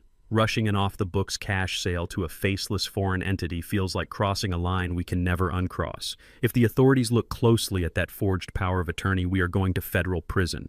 Megan slammed her hands down on the table, the sharp sound echoing painfully in my ear. "Do not play the moral victim now, Derek," she hissed, her tone vicious and commanding, stripping away any illusion of respect she had left for him.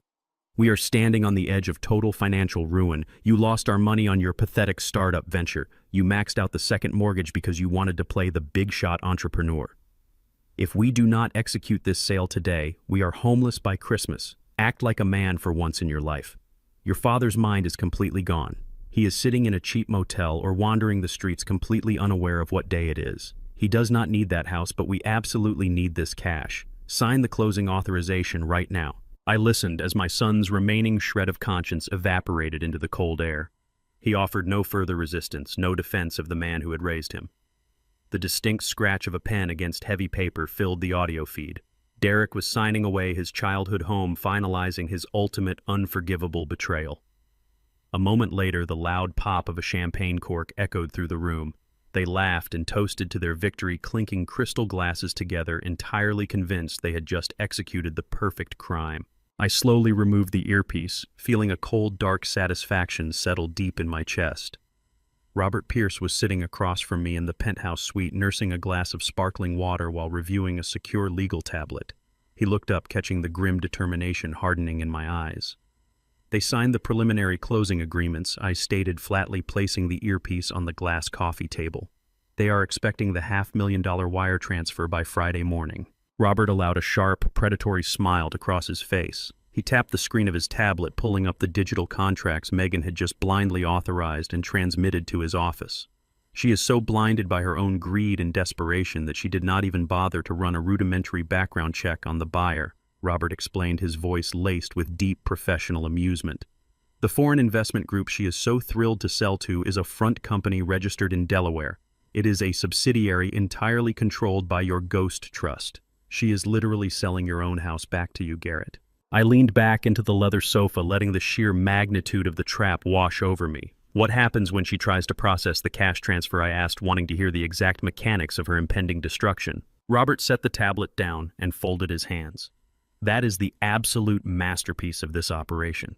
Because she insisted on a rapid off-the-books transaction to dodge federal oversight, she knowingly transmitted fraudulent real estate documents across state lines using a digital network. By signing those papers and routing the proceeds to an offshore holding account to hide her corporate embezzlement, she has officially committed federal wire fraud.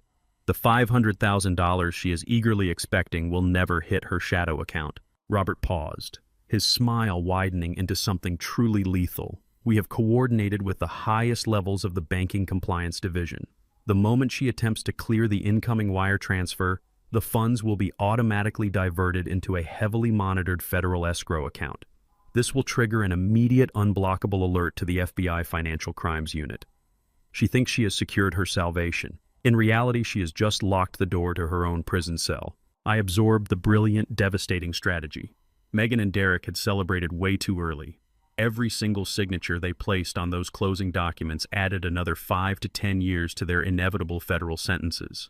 They had dug their own graves, purchased the headstones, and gladly jumped inside. All I had to do now was throw the dirt. We finalized the paperwork tomorrow at the notary office, Robert confirmed, standing up to gather his briefcase and secure files. I have arranged for the closing to take place at the most prestigious legal firm in the financial district. They are expecting a faceless corporate proxy to show up with a briefcase full of money to finalize the deed transfer. I stood up and shook my lawyer's hand, my grip firm and resolute. Tell the notary to prepare the largest boardroom they have, I instructed, because the proxy is not going. I will be attending the closing myself. When Robert left, the penthouse fell into a profound, heavy silence. It was the distinct, unmistakable calm before a massive storm. In my 40 years of working with high-pressure commercial plumbing systems, I had learned a fundamental rule about catastrophic failures. Before a heavy iron pipe bursts, it does not make a sound. The pressure builds internally, expanding the metal at a microscopic level. Everything appears perfectly normal and completely intact on the outside. Then, in a single fraction of a second, the tension exceeds the absolute threshold, and the entire structure violently detonates, destroying everything in its path. I walked into the master bedroom and opened the expansive cedar closet. I bypassed the faded wool coats, the cheap flannel shirts, and the scuffed work boots I had worn to play the helpless, confused victim. I reached for a heavy garment bag that a private tailor had delivered earlier that day. Inside was a pristine, custom-tailored charcoal suit, a crisp white dress shirt, and a dark silk tie. I laid the clothes out meticulously on the bed, smoothing out the invisible creases. I was shedding the skin of the broken old man they thought they had easily defeated. I was stepping back into my true power, reclaiming my dignity and my name. I stood by the floor-to-ceiling window, watching the city lights flicker and slowly fade as the dark night gave way to the early morning. The sun slowly crested over the horizon, casting a cold, brilliant light across the towering skyscrapers and the busy streets below. The day of the closing had finally arrived. The board was perfectly set, the pieces were locked into place, and the final checkmate was merely hours away. The upscale notary office was located on the 45th floor of a gleaming glass high-rise in the absolute center of the financial district. It was a space designed entirely to intimidate and impress, featuring imported Italian marble floors, floor-to-ceiling windows boasting panoramic views of the city, and a massive polished mahogany conference table that dominated the central boardroom. This was the arena where the wealthy finalized their triumphs. For Megan and Derek, it was supposed to be the finish line of their most lucrative and deceitful marathon. They arrived 20 minutes early, radiating an arrogant, intoxicating energy. Through the glass walls of the boardroom, anyone could see they had dressed specifically for a victory lap. Megan wore a sleek tailored designer dress that projected corporate invincibility paired with diamond earrings she had undoubtedly purchased on credit to celebrate her impending $500,000 payday. Derek wore a sharp navy suit, pacing the length of the room with a nervous but eager bounce in his step. They ordered sparkling water and artisanal espresso from the polite legal assistant, treating her with the dismissive, haughty attitude they reserved for anyone they considered beneath them. They checked their luxury watches repeatedly, eagerly awaiting the arrival of the foreign proxy who would hand them their salvation. At precisely 10 o'clock, the heavy double doors of the boardroom swung open. Megan immediately stood up, smoothing the front of her dress and pasting on her most brilliant, calculating corporate smile. Derek stopped pacing and turned toward the entrance, ready to shake the hand of the man who was about to buy his childhood home for cash. The smile on Megan's face froze, then it shattered completely. I stepped into the boardroom. I was not shuffling, I was not trembling, I did not look at the floor. I wore a pristine, custom-tailored charcoal suit that fit me with absolute perfection, a crisp white dress shirt and a dark silk tie. My posture was rigid, my shoulders squared, and my gaze was locked onto them with the cold, lethal precision of a sniper. The pathetic, confused old man they had locked in a freezing basement had vanished without a trace. In his place stood a financial titan, a man who had built a silent empire from the ground up, returning to reclaim his throne. Derek physically recoiled, taking a staggering step backward until his lower back hit the edge of the mahogany table. "Dad," he gasped, all the air rushing out of his lungs. "What are you doing here? How did you get out of the facility?" Megan recovered from her initial shock, her face flushing with sudden, vicious anger. She turned her venomous glare toward the open doorway, expecting to see a security guard. "Derek, get him out of here right now," she hissed, pointing a manicured finger at me. "The buyer is going to be here any second. If this crazy old man ruins a $500,000 closing with one of his dementia episodes, I swear to God I will have him committed to a state asylum by noon. Call building security immediately." I did not break eye contact. I walked slowly and deliberately to the head of the mahogany table, pulling out the largest leather chair and sitting down. "The buyer is already here, Megan," I said, my voice resonating with a deep, chilling authority that echoed off the glass walls. Megan let out a harsh, mocking laugh, though her eyes betrayed a sudden flicker of deep uncertainty. "Have you completely lost your mind?" she snapped, gripping the edge of the table. "You are not a buyer, Garrett. You are a retired plumber who does not even know where his own car keys are.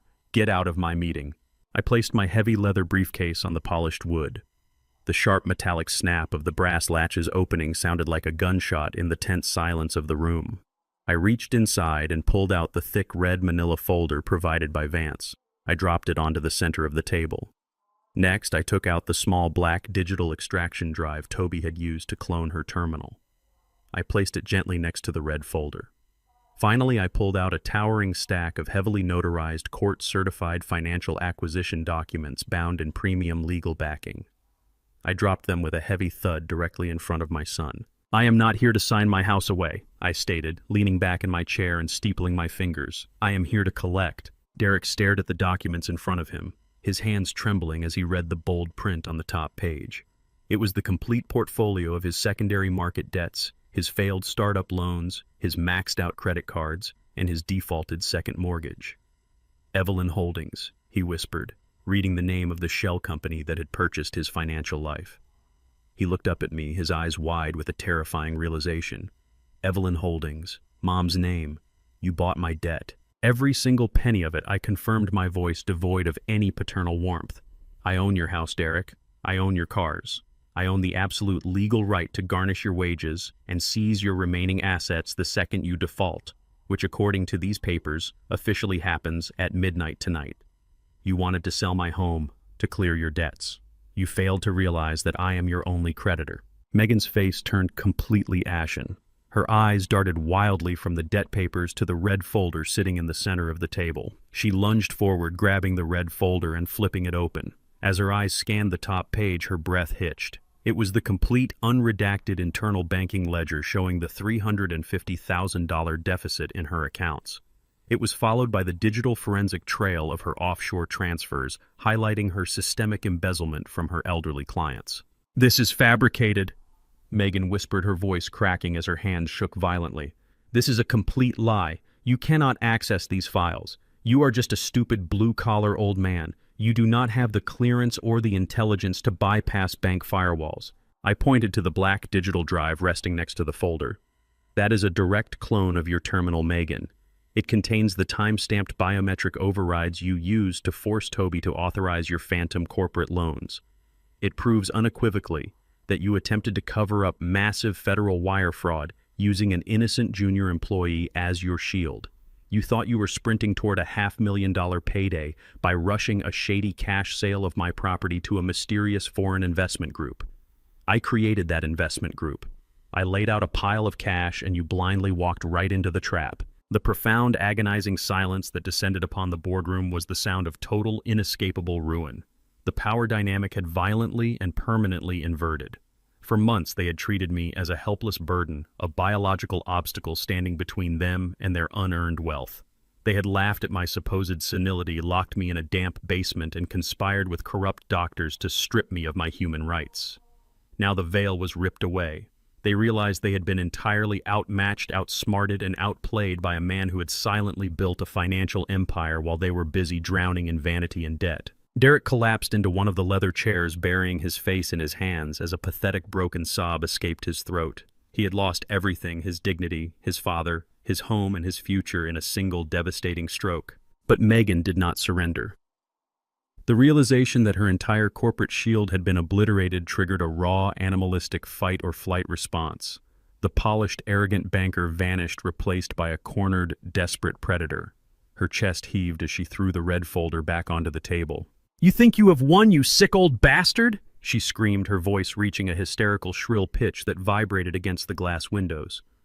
"You cannot prove I generated those files. You obtained this evidence illegally. No court will ever admit this into evidence. I will call the police right now. I will tell them you are stalking me, that you are forging corporate documents, and I will make sure that corrupt psychiatrist locks you in a padded cell before the sun goes down." She snatched her designer handbag off the table, her eyes wild with panic and rage. She turned on her heel and marched furiously toward the heavy double doors of the boardroom, intent on fleeing the building and destroying whatever evidence she had left at her office. "You cannot escape this, Megan," I said calmly, not even bothering to turn my head to watch her flee. "Watch me," she spat, grabbing the brass handle of the door. Before she could pull it open, the heavy double doors swung violently inward from the outside, forcing her to stumble backward in shock. The heavy mahogany doors flew open with such force that Megan had to stumble backward, her designer heels slipping on the polished marble floor to avoid being hit. Standing in the threshold was a towering, impeccably dressed woman with steel-gray hair and an expression carved from solid ice. It was Helen Sterling, the chief compliance auditor for First National Bank. And standing directly behind her, no longer trembling, no longer looking like a terrified junior analyst, was Toby. Megan froze, the expensive leather handbag slipping from her grasp and hitting the floor with a dull, heavy thud. The color drained completely from her face as she looked from Helen to Toby, then back to the thick red folder resting on the center of the conference table. The arrogant, untouchable banker was suddenly looking at her own executioners. "Megan Cole." Helen said, her voice echoing through the boardroom with absolute surgical precision. "Your access credentials to the First National mainframe were permanently revoked at 9 o'clock this morning. Building security has already cleared your desk and your corporate accounts are frozen." Megan opened her mouth, stammering, trying to summon the commanding superior tone she used to bully subordinates, but only a desperate, airy squeak emerged. "Helen, wait, you do not understand. This is a targeted setup. My father-in-law is harassing me. Toby is lying to cover his own accounting mistakes." Toby stepped out from behind the auditor. He did not look at the floor. He looked Megan dead in the eye, his shoulders squared with a newfound courage. "I gave them the cloned drive, Megan," he stated firmly. "The board of directors has the timestamps, the biometric overrides, and the audio recording of you threatening to destroy my career if I did not process your phantom loans. They know everything about the offshore transfers." Helen stepped further into the room, her presence dominating the space. The bank initiated a silent emergency audit at midnight after receiving an anonymous encrypted dossier containing undeniable proof of systemic embezzlement from our elderly clients. You did not just violate banking protocols, Megan. You weaponized our institution to prey on the vulnerable. And today your attempt to wire $500,000 from an unverified real estate transaction directly into an offshore account triggered an automatic federal alert. You are officially terminated for gross misconduct, effective immediately. The corporate facade that Megan had spent her entire adult life meticulously building shattered into a million irreparable pieces in a matter of seconds. She was no longer a respected senior credit officer. She was an unemployed, exposed, and entirely ruined criminal. The realization that she possessed zero leverage, no job, no money, and no escape route triggered a terrifying transformation. The polished, sophisticated woman vanished entirely. What replaced her was a cornered, rabid animal. Her chest heaved, her eyes darted frantically around the room, and her hands balled into tight fists. She was trapped, and the panic mutated instantly into pure vicious malice. Derek, who had been sitting paralyzed in his leather chair, slowly stood up. The magnitude of his wife's crimes was finally penetrating his thick skull. He looked at Megan as if he were seeing a complete stranger. "Megan," he whispered, his voice trembling with a pathetic mixture of confusion and heartbreak. "Embezzling from the elderly phantom loans. What have you done? We can fix this. We can hire lawyers. We can figure it out together." Megan whipped her head around, fixing Derek with a glare of such concentrated hatred that it made him physically flinch. "Fix this," Megan shrieked, the sound tearing through the boardroom like shattered glass. "There is no fixing this, you pathetic, spineless loser. Do not stand there looking at me with those stupid, naive eyes. You are the reason we are in this mess." Derek raised his hands defensively, his face pale. "Me, I did not tell you to steal from your bank. I did not tell you to forge documents." "You bankrupt us!" she roared, closing the distance between them and jabbing a manicured finger directly into his chest. "You wanted to play the brilliant tech entrepreneur, and you blew hundreds of thousands of dollars on a worthless startup. You maxed out the second mortgage. You financed imported cars we could not afford just to impress your mediocre friends at the country club. I had to steal to keep a roof over our heads because I married an absolute failure of a man."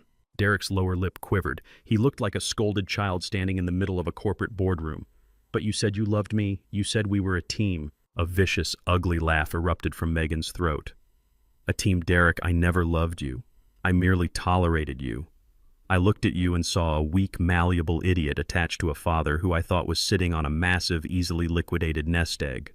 I married you because I thought Garrett would drop dead of a heart attack and hand us a fortune. But your father turned out to be just as stubborn and useless as you are, hoarding a cheap brick house while we drowned in your pathetic debt." She paced like a caged tiger, unleashing years of suppressed venom, eager to destroy the man she blamed for her downfall. "You let me lock your own father in a damp basement. You stood by while the police dragged him out in handcuffs on a fabricated domestic violence charge. You signed away your childhood home today without shedding a single tear. You have no spine, Derek. You have no morals. You are nothing but a stepping stone that crumbled under my feet." I sat silently at the head of the mahogany table, watching my son absorb the absolute, unfiltered truth of his existence. The words struck him with physical force. Derek fell back into his chair, staring blankly at the polished wood. The realization was devastating and absolute. His entire marriage was a transactional lie. His wife viewed him with profound, unadulterated disgust. But the deepest cut, the one that completely broke him, was the undeniable truth of his own actions. To please a woman who despised him, Derek had actively participated in the destruction of the only person in the room who had ever genuinely loved him. He had traded his father's dignity, his legacy, and his freedom for the illusion of affection from a sociopath. He had abandoned the values Evelyn and I had spent decades trying to instill in him. He had sold his soul, and in return, he received absolutely nothing. He was hundreds of thousands of dollars in debt to me, entirely unemployed and bound to a criminal who loathed the very sight of him. The boardroom descended into a thick, suffocating silence. Megan stood panting, her chest rising and falling heavily after her vile outburst. Helen Sterling watched her with clinical disgust while Toby stood tall, finally freed from the shadow of her tyranny. I did not say a word. I simply adjusted the cuffs of my tailored suit, letting the unbearable weight of their ruin settle over the room. I had not laid a single hand on them, yet they had completely destroyed each other right in front of my eyes. Then, cutting through the heavy silence, a distinct sound drifted up from the city streets 45 floors below. It started as a faint wail echoing off the glass and steel of the surrounding financial district. Within seconds, the sound multiplied, growing louder, sharper, and incredibly urgent. It was not just one vehicle. It was a fleet. The piercing, unmistakable shriek of approaching police sirens reverberated against the thick glass windows of the boardroom. The sound grew deafening, rising rapidly up the side of the skyscraper, signaling that the final inescapable consequence had officially arrived at the front doors of the building. The wail of the sirens abruptly cut off, replaced by the frantic chatter of police radios echoing in the marble hallway outside the boardroom. Heavy, synchronized footsteps approached with terrifying speed. 2 uniformed police officers flanked the double doors, stepping aside as 3 federal agents in dark windbreakers entered the room. The bold yellow lettering on their jackets read FBI Financial Crimes Division. The lead agent, a tall man with a strictly business demeanor, bypassed everyone in the room and locked his eyes directly onto my daughter-in-law. Megan Cole, he announced, his voice slicing through the thick tension of the room like a blade. We have a federal warrant for your arrest. Megan backed away, hitting the edge of the floor-to-ceiling glass window. Her arrogant bravado completely evaporated, leaving behind raw, unfiltered panic. Arrest! She stammered, holding her hands up defensively, her designer dress suddenly looking like a cheap costume. There must be some mistake. I am a senior vice president. I demand to speak to my corporate counsel. The agent pulled a pair of heavy steel handcuffs from his tactical belt. You have the right to remain silent, he stated, reciting the Miranda warning with practiced efficiency as he closed the distance between them. You are being charged with systemic embezzlement, federal wire fraud, and the forging of certified medical and legal documents. Your personal and corporate assets have been frozen by federal mandate. Turn around and place your hands behind your back. Megan resisted, thrashing wildly as the agents grabbed her arms. The polished, untouchable executive was reduced to a screaming, desperate criminal in a matter of seconds. Let me go, she shrieked, struggling against the cold steel biting violently into her wrists. This is a setup. It is that crazy old man. He planted those files. He faked those transactions. Helen Sterling stepped forward, her arms crossed firmly over her chest, displaying zero sympathy. The audit logs do not lie, Megan. You stole from the elderly, and you attempted to use our bank infrastructure to launder $500,000 today. You are going to federal prison. Realizing that her corporate shield was entirely gone and her lies held absolutely no power, Megan turned her absolute fury toward the only target left in the room. She twisted her head, locking her venomous gaze on Derek. As the agents dragged her forcefully toward the boardroom doors, she unleashed a torrent of pure, unadulterated hatred. This is your fault, she screamed, her voice cracking with rage and desperation. If you were a real man, I would not have had to steal. You are a pathetic, useless failure, Derek. You have absolutely nothing. You are nothing. Her screams echoed down the pristine marble hallway, fading only when the heavy elevator doors slammed shut, taking her down to the waiting police cruisers. The sudden quiet that returned to the boardroom was heavy, suffocating, and brutally final. Helen and Toby quietly excused themselves, returning to the bank headquarters to assist the federal authorities with the ongoing investigation. The grand, sprawling conference room was suddenly empty, save for 2 men sitting at opposite ends of the long mahogany table. A father and a son separated by an ocean of unforgivable betrayal. Derek remained slumped in the oversized leather chair. His breathing was shallow and erratic, his chest rising and falling as if he had just run a marathon. He stared blankly at the polished wood, entirely paralyzed by the sheer magnitude of the devastation that had just unfolded before his eyes. In the span of 20 minutes, his entire universe had been violently dismantled. His wife had been hauled away in handcuffs, screaming her profound disgust for him. His career, his reputation, and his manufactured luxury lifestyle were burning to ash around him. Slowly, Derek lifted his heavy head. His eyes, rimmed with red and swimming with tears, shifted to the towering stack of legal documents I had dropped on the table, the debt portfolio. He reached out with a trembling hand, his fingers brushing against the crisp white pages of the acquisition contracts. He flipped the cover page, reading the stark, undeniable terms of his financial ruin. The numbers stared back at him with total apathy. $400,000 in secondary market loans, failed startup investments, and a defaulted second mortgage. All consolidated, all legally transferred, and all owned entirely by Evelyn Holdings. He looked at me, sitting perfectly still at the head of the table. The pristine charcoal suit I wore seemed to amplify the absolute power dynamic between us. Derek swallowed hard, his voice barely a whisper when he finally found the courage to speak. Dad, you own everything. You bought my debt. I own every single mistake you made, I replied, my tone flat, completely devoid of anger, pity, or paternal love. I hold the liens on your imported cars.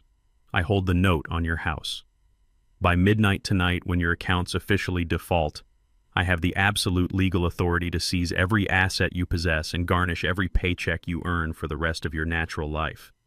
You wanted to sell my home to clear your ledger. Instead, you sold your own soul to a woman who despised you, and you handed me the leash." Derek began to weep. It was a pathetic gasping sound, the sound of a man completely devoid of a safety net. But Mom would not have wanted this. He sobbed, clutching at the name of my late wife like a drowning man grasping for a life preserver. She loved me. She would have wanted us to be a family. "Do not ever speak her name," I commanded, my voice dropping to a lethal, chilling register that made him instantly flinch in his chair. "Your mother worked her fingers to the bone to give you a foundation of integrity. She taught you the value of loyalty. You took those lessons, threw them in the garbage, and locked her grieving husband in a damp, freezing basement. You stood perfectly silent while a corrupt police officer put handcuffs on me based on a lie you knowingly endorsed. You have no mother. You have no father. You have a creditor. That is all I am to you now." I stood up, buttoning my suit jacket with deliberate, unhurried precision. I did not raise my hand. I did not yell. I simply gathered my leather briefcase, leaving the massive stack of debt documents resting directly in front of him. I turned my back on my only child and walked toward the boardroom doors. Derek cried out, begging me to stay, begging for a second chance, but I did not stop walking. His pleas bounced off the soundproof glass walls, completely unanswered and entirely useless. Stepping out of the towering skyscraper and into the crisp, cold air of the financial district, I felt a profound sense of closure. The bitter taste of absolute defeat belonged entirely to Derek now. For years, he had chased the illusion of elite status, sacrificing his moral compass to appease a partner who viewed him as nothing more than a convenient stepping stone. He had prioritized the shiny veneer of wealth over the quiet, unshakable strength of family. Now the shiny veneer had cracked, revealing nothing but a vast, hollow void. He was deeply, irrevocably in the hole, with no wife to dictate his life, no luxury house to hide behind, and absolutely no one to save him from the consequences of his own monumental cowardice. I returned to my secure penthouse, watching the city move below me with a renewed sense of peace. The Ghost Trust had executed its purpose flawlessly. I had neutralized the threat, protected my legacy, and delivered a masterclass in silent, devastating accountability. I spent the next few days monitoring the fallout from a comfortable distance, knowing that the structural collapse of Derek's life was only just beginning.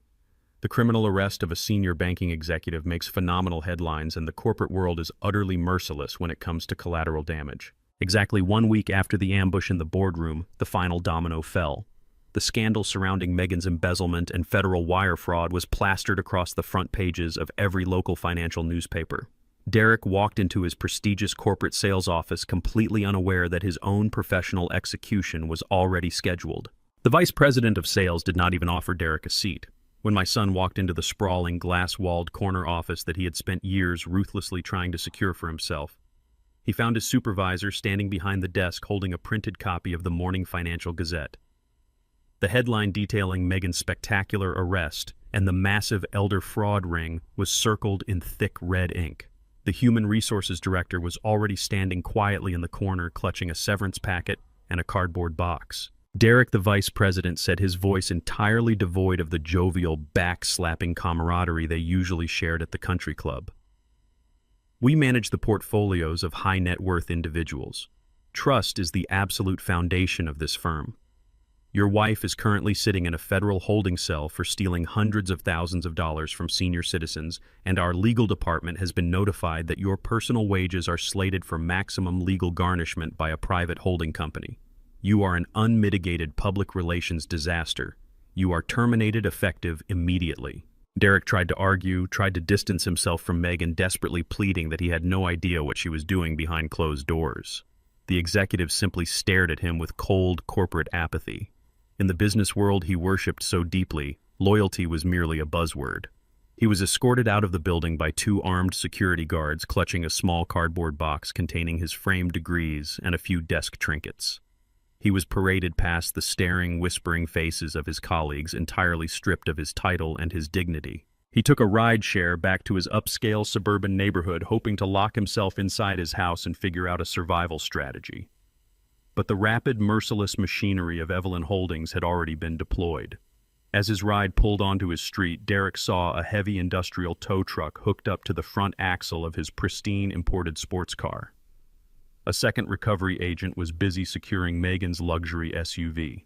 Derek sprinted across the manicured lawn, dropping his cardboard box, screaming at the men to stop. The lead recovery agent casually held up a thick clipboard detailing the immediate default execution orders authorized by his primary creditor. "The grace period is over, buddy," the agent said, roughly signaling the driver to pull away. "Your account's defaulted at midnight. The vehicles belong to the holding company now." Derek turned frantically toward his front porch, intending to barricade himself inside. He stopped dead in his tracks. A locksmith was actively drilling out the brass deadbolt on his front door, flanked by a county sheriff holding a formal eviction notice. The house was collateral on the defaulted secondary mortgages I had purchased.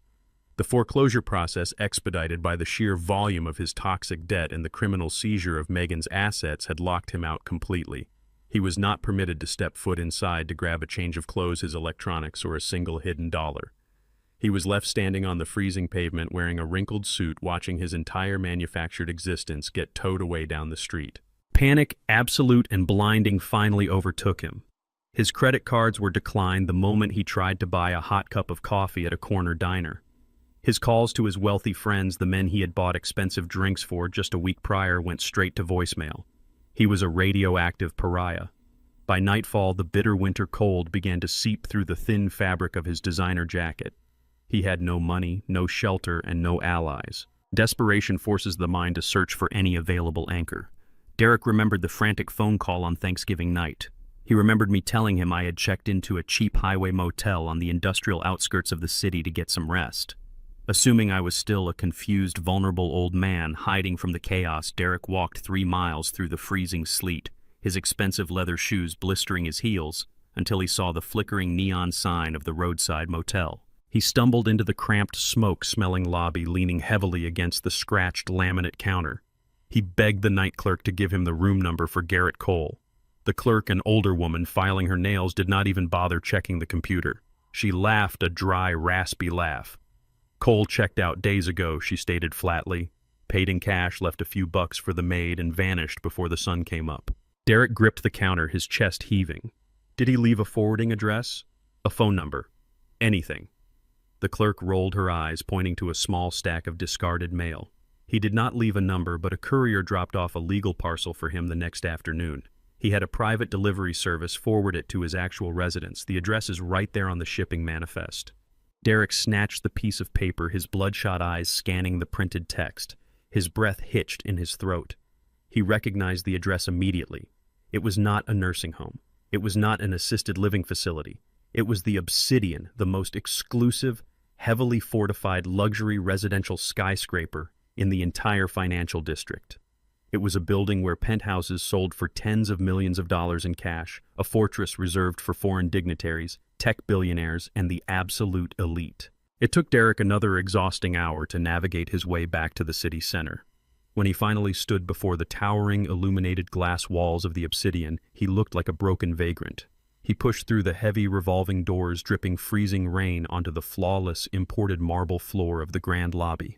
2 massive security guards in tailored suits immediately intercepted him, placing their hands firmly on his chest to stop his forward momentum. "You need to leave the premises, sir," the first guard commanded, his tone leaving no room for debate. Derek fought against their grip, tears of sheer desperation streaming down his freezing, dirt-streaked face. "No, please, you do not understand. I am looking for Garrett Cole. He is my father. I am his son. It is a family emergency. I have nowhere else to go. Please just tell him Derek is here." The commotion drew the attention of the head concierge, a man who managed the privacy of billionaires with ruthless efficiency. The concierge stepped out from behind his polished desk, observing the sobbing, shivering man being restrained by security. He noted the name Garrett Cole, knowing full well that the resident of the primary penthouse demanded absolute discretion. The concierge picked up his secure internal phone and dialed my private suite. High above the chaotic city, I was sitting in my velvet armchair, nursing a cup of hot black coffee and watching the winter storm batter the reinforced glass of my penthouse window. The secure line chimed softly. "Mr. Cole," the concierge said, his voice a perfect mask of professional calm. "I sincerely apologize for the intrusion at this hour. There is a man in the lobby who is causing a significant disturbance. He claims his name is Derek and insists he is your son. He is currently begging security to let him up, stating he is homeless and requires immediate family assistance. Should I have the authorities remove him for trespassing?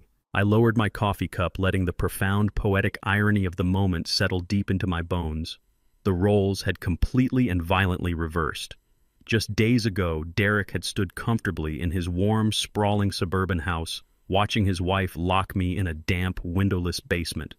He had looked down on me, viewing his father as a disposable nuisance, an embarrassing relic of a working-class past that he desperately wanted to erase. Now the shiny veneer of his fake wealth had been stripped away. He was the vagrant sullying the pristine lobby of a billionaire's fortress, begging for the very protection he had so casually denied me. The universe possesses a flawless sense of justice provided you have the patience to let it work. I could have easily told the concierge to throw him out into the freezing storm. I could have let the police drag him away for trespassing, completing his total degradation. But walking away in silence would not deliver the absolute finality this betrayal required. He needed to look me in the eye and understand the exact magnitude of his failure. "Do not call the police," I instructed the concierge, my voice a low, unshakable rumble that conveyed absolute authority. "Keep him contained in the lobby. Do not let him pass the security desk. I am coming down." The descent in the private elevator took exactly 45 seconds. The brushed steel doors glided open with a soft melodic chime revealing the sprawling expanse of the grand marble lobby.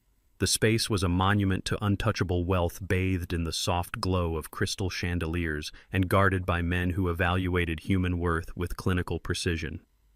In the exact center of this pristine arena stood my son. Derek was entirely unrecognizable from the arrogant, sharp-dressed corporate director who had sat at the head of a Thanksgiving table just weeks ago. His tailored suit was severely wrinkled, stained with freezing rain and urban grime. His expensive leather shoes, the ones he had worn while silently authorizing my banishment, were scuffed and soaked. He looked small, hollow, and utterly broken. The moment he saw me step out of the elevator, a ragged gasp escaped his throat. He broke away from the security guards who were maintaining a strict perimeter around him and stumbled forward. He did not reach out to shake my hand or offer a dignified greeting. The sheer gravity of his absolute ruin finally crushed his remaining pride. Derek dropped to his knees right there on the polished marble floor. The sharp sound of his bones hitting the stone echoed loudly across the cavernous lobby. He buried his face in his hands, and a loud, wretched sob tore through the quiet air. "Dad," he wept, his voice a pathetic, wavering pitch that stripped away his entire adult facade. "Please, you have to help me. I have nothing left. The bank took the cars. The sheriff locked me out of the house. My accounts are completely frozen. I am sleeping on the streets in the freezing cold. I am your son. Please do not do this to me." I stood exactly 5 feet away from him, my hands resting calmly at my sides. I looked down at the man who shared my blood, searching my own heart for a single lingering drop of paternal sympathy. There was nothing. The well had run completely dry. "Get up, Derek," I said, my voice echoing with a cold, unyielding authority that made the nearby security guards straighten their posture. "Have some dignity." He lifted his head, his face a wet red mask of pure desperation. He did not stand. Instead, he lunged forward, grabbing the hem of my tailored wool trousers, clinging to me like a frightened child. I did not know he sobbed, his words tumbling out in a frantic, desperate rush to shift the blame.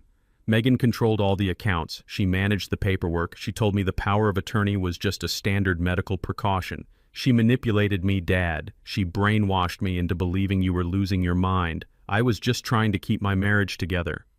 I was scared of her. I did not want to sell the house. She made me do it. I looked down at his trembling hands, gripping my clothing with the same fingers that had signed the closing documents on my life. The sheer cowardice of his excuses disgusted me far more than the actual theft.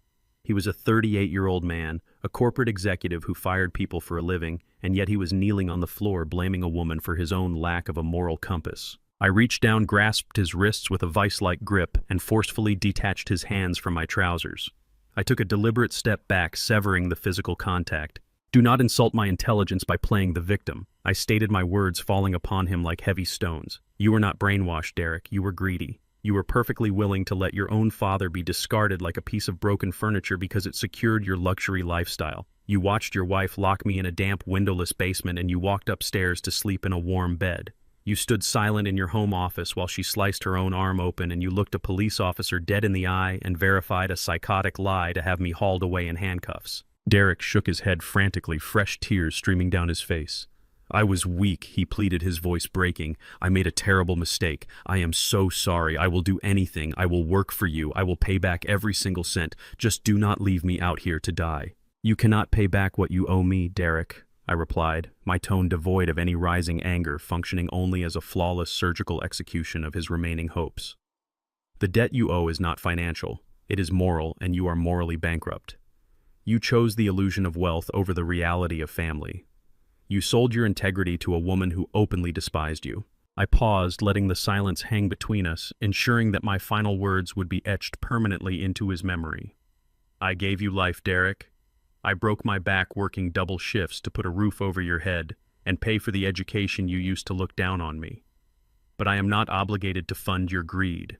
I am not obligated to rescue a man who handed the executioner the axe. You made your choice the night you let them lock me out. You chose your side. Now you will live with the consequences of that choice. Dad, please no, he wailed, reaching out for me again. I turned my back on him. I did not hesitate. I did not look over my shoulder. The head concierge caught my eye and gave a sharp, subtle nod to the security team. As I walked slowly and deliberately back toward the gleaming steel doors of the private elevator, the heavy hands of the security guards clamped down on Derek's shoulders. They hauled him to his feet, ignoring his desperate screams, and began dragging him toward the revolving glass doors leading out into the freezing winter storm. The doors of my elevator glided shut, cutting off the sound of his sobbing entirely. The ride back up to the penthouse was completely silent. I walked over to the sprawling glass windows and looked out over the glittering expanse of the city. The bloodline was officially severed. The son I had raised was gone, replaced by a stranger who had finally met the absolute limit of my generosity. I mourned the boy he used to be, but I felt an overwhelming, profound sense of closure. The toxic infection had been successfully removed from my life. 1 month later, the freezing winds of winter had settled permanently over the city, mirroring the bleak reality of Derek's new existence. The foreclosure on his suburban fortress was absolute and final. Evelyn Holdings had seized every viable asset, liquidating his imported furniture, his high-end electronics, and his designer wardrobe to satisfy a fraction of his massive defaulted debt. In a gritty, run-down neighborhood on the extreme industrial edge of the city, Derek Cole was quietly erasing himself from the elite society he once worshipped. He stood on a cracked sidewalk wearing a faded, oversized jacket he had likely purchased from a thrift store. He hoisted a cheap, taped-up cardboard box into the back of a rented, rusted moving van. He was moving into a tiny, dilapidated studio apartment situated above a noisy 24-hour laundromat. He had no car. He had no corporate title. His phone had stopped ringing weeks ago. He was completely alone, trapped in a prison of minimum wage labor and garnished paychecks, forced to navigate the exact working-class struggle he had spent his entire life mocking. Across town in a highly secure federal detention center, Megan was experiencing her own total systemic collapse. She had attempted to leverage her corporate knowledge to secure a plea deal offering to testify against higher-level executives. The federal prosecutors laughed at her. The digital extraction drive provided by Toby, combined with the staggering evidence of her offshore elder fraud network, left her with absolutely zero negotiating power. She was formally indicted on 34 counts of wire fraud, embezzlement, and conspiracy. She was awaiting a federal sentencing hearing that would guarantee her a minimum of 15 years behind bars. The two people who had conspired to steal my life had completely annihilated their own. While they wallowed in the ashes of their greed, I was busy resurrecting a legacy. I drove my newly purchased reliable American truck back to the neighborhood that had been my sanctuary for 30 years. I pulled into the driveway of my brick house. The heavy oak front door, once splintered by the moving crew, had been completely replaced with a beautiful reinforced mahogany frame. The interior of the house was warm, bright, and fully restored. The proxy buyers from the auction had quietly delivered every single piece of Evelyn's antique furniture back to its rightful place. The cedar chest sat proudly in the hallway. The vintage jazz records were neatly stacked by the record player. The soul of my home had been successfully rescued. But I was not returning to live out my days as a quiet, isolated retiree. I had learned a devastating lesson about the shadows lurking within the elder care and financial systems. There were thousands of senior citizens who did not possess a hidden $8 million ghost trust. There were vulnerable people currently trapped in damp basements, stripped of their pensions by greedy relatives and corrupt doctors entirely unable to fight back. I walked out to the front yard where a team of professional masons was finishing their work on my brick retaining wall. They stepped back respectfully, wiping the mortar from their hands. Secured firmly into the brickwork was a heavy, gleaming bronze plaque. The engraved letters caught the bright morning sunlight. The Evelyn Cole Foundation for Elder Legal Defense. I had partnered with Robert Pierce to establish a fully funded, aggressive, nonprofit legal strike team. We weaponized a massive portion of the Ghost Trust to provide free elite corporate and legal representation to senior citizens facing financial exploitation and medical manipulation from their own families. We employed digital forensic investigators, aggressive litigators, and honest medical professionals. We were actively hunting down corrupt psychiatrists like Dr. Thorne and predatory bankers like Megan. My house was no longer just a home. It was the heavily fortified headquarters of a movement. I stood on the porch tracing the engraved letters of my late wife's name. True justice was never just about destroying the people who tried to hurt you. Retribution is a temporary satisfaction, a fleeting moment of victory that eventually fades into silence. True lasting justice is about taking the weapons used against you and forging them into an impenetrable shield for those who cannot defend themselves. I did not just win a war against my son and his wife, I won my absolute freedom. I proved that aging does not equate to invisibility and that kindness should never be mistaken for weakness. I was 69 years old, standing on the porch of the house I built with my own hands, richer in spirit and purpose than I had ever been in my entire life. Sometimes walking away from the people who share your blood is the ultimate victory, leaving you free to protect the people who truly need your strength. Society has a fatal misconception about growing old. People assume that because our hair turns gray and our steps become a little slower, our minds must be dulling and our spirits fading into the background. They look at a senior citizen and see a mark, a liability, an invisible ghost waiting to be escorted to the nearest exit.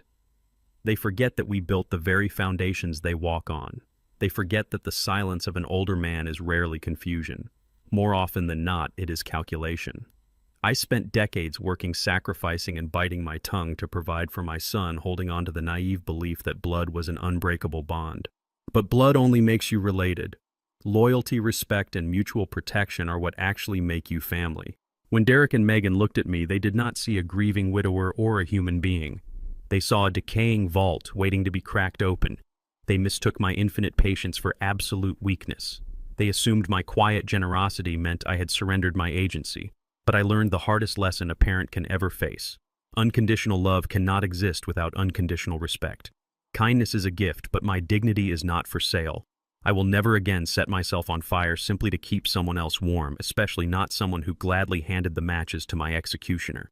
Today, I am thriving. My physical health is better than it has been in 20 years because I am no longer carrying the suffocating toxic weight of my son's bottomless greed. My blood pressure is perfect. My mind is sharp.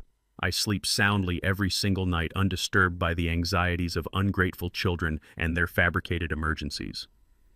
I wake up with a profound sense of purpose, surrounded by genuine allies, and driven by the absolute mission of the Evelyn Cole Foundation. I have weaponized my invisible wealth to become an impenetrable shield for those who cannot fight back against the predators in their own homes. I am richer in spirit, in peace, and in freedom than I have ever been. My legacy is no longer tethered to a cowardly son. It is tethered to justice.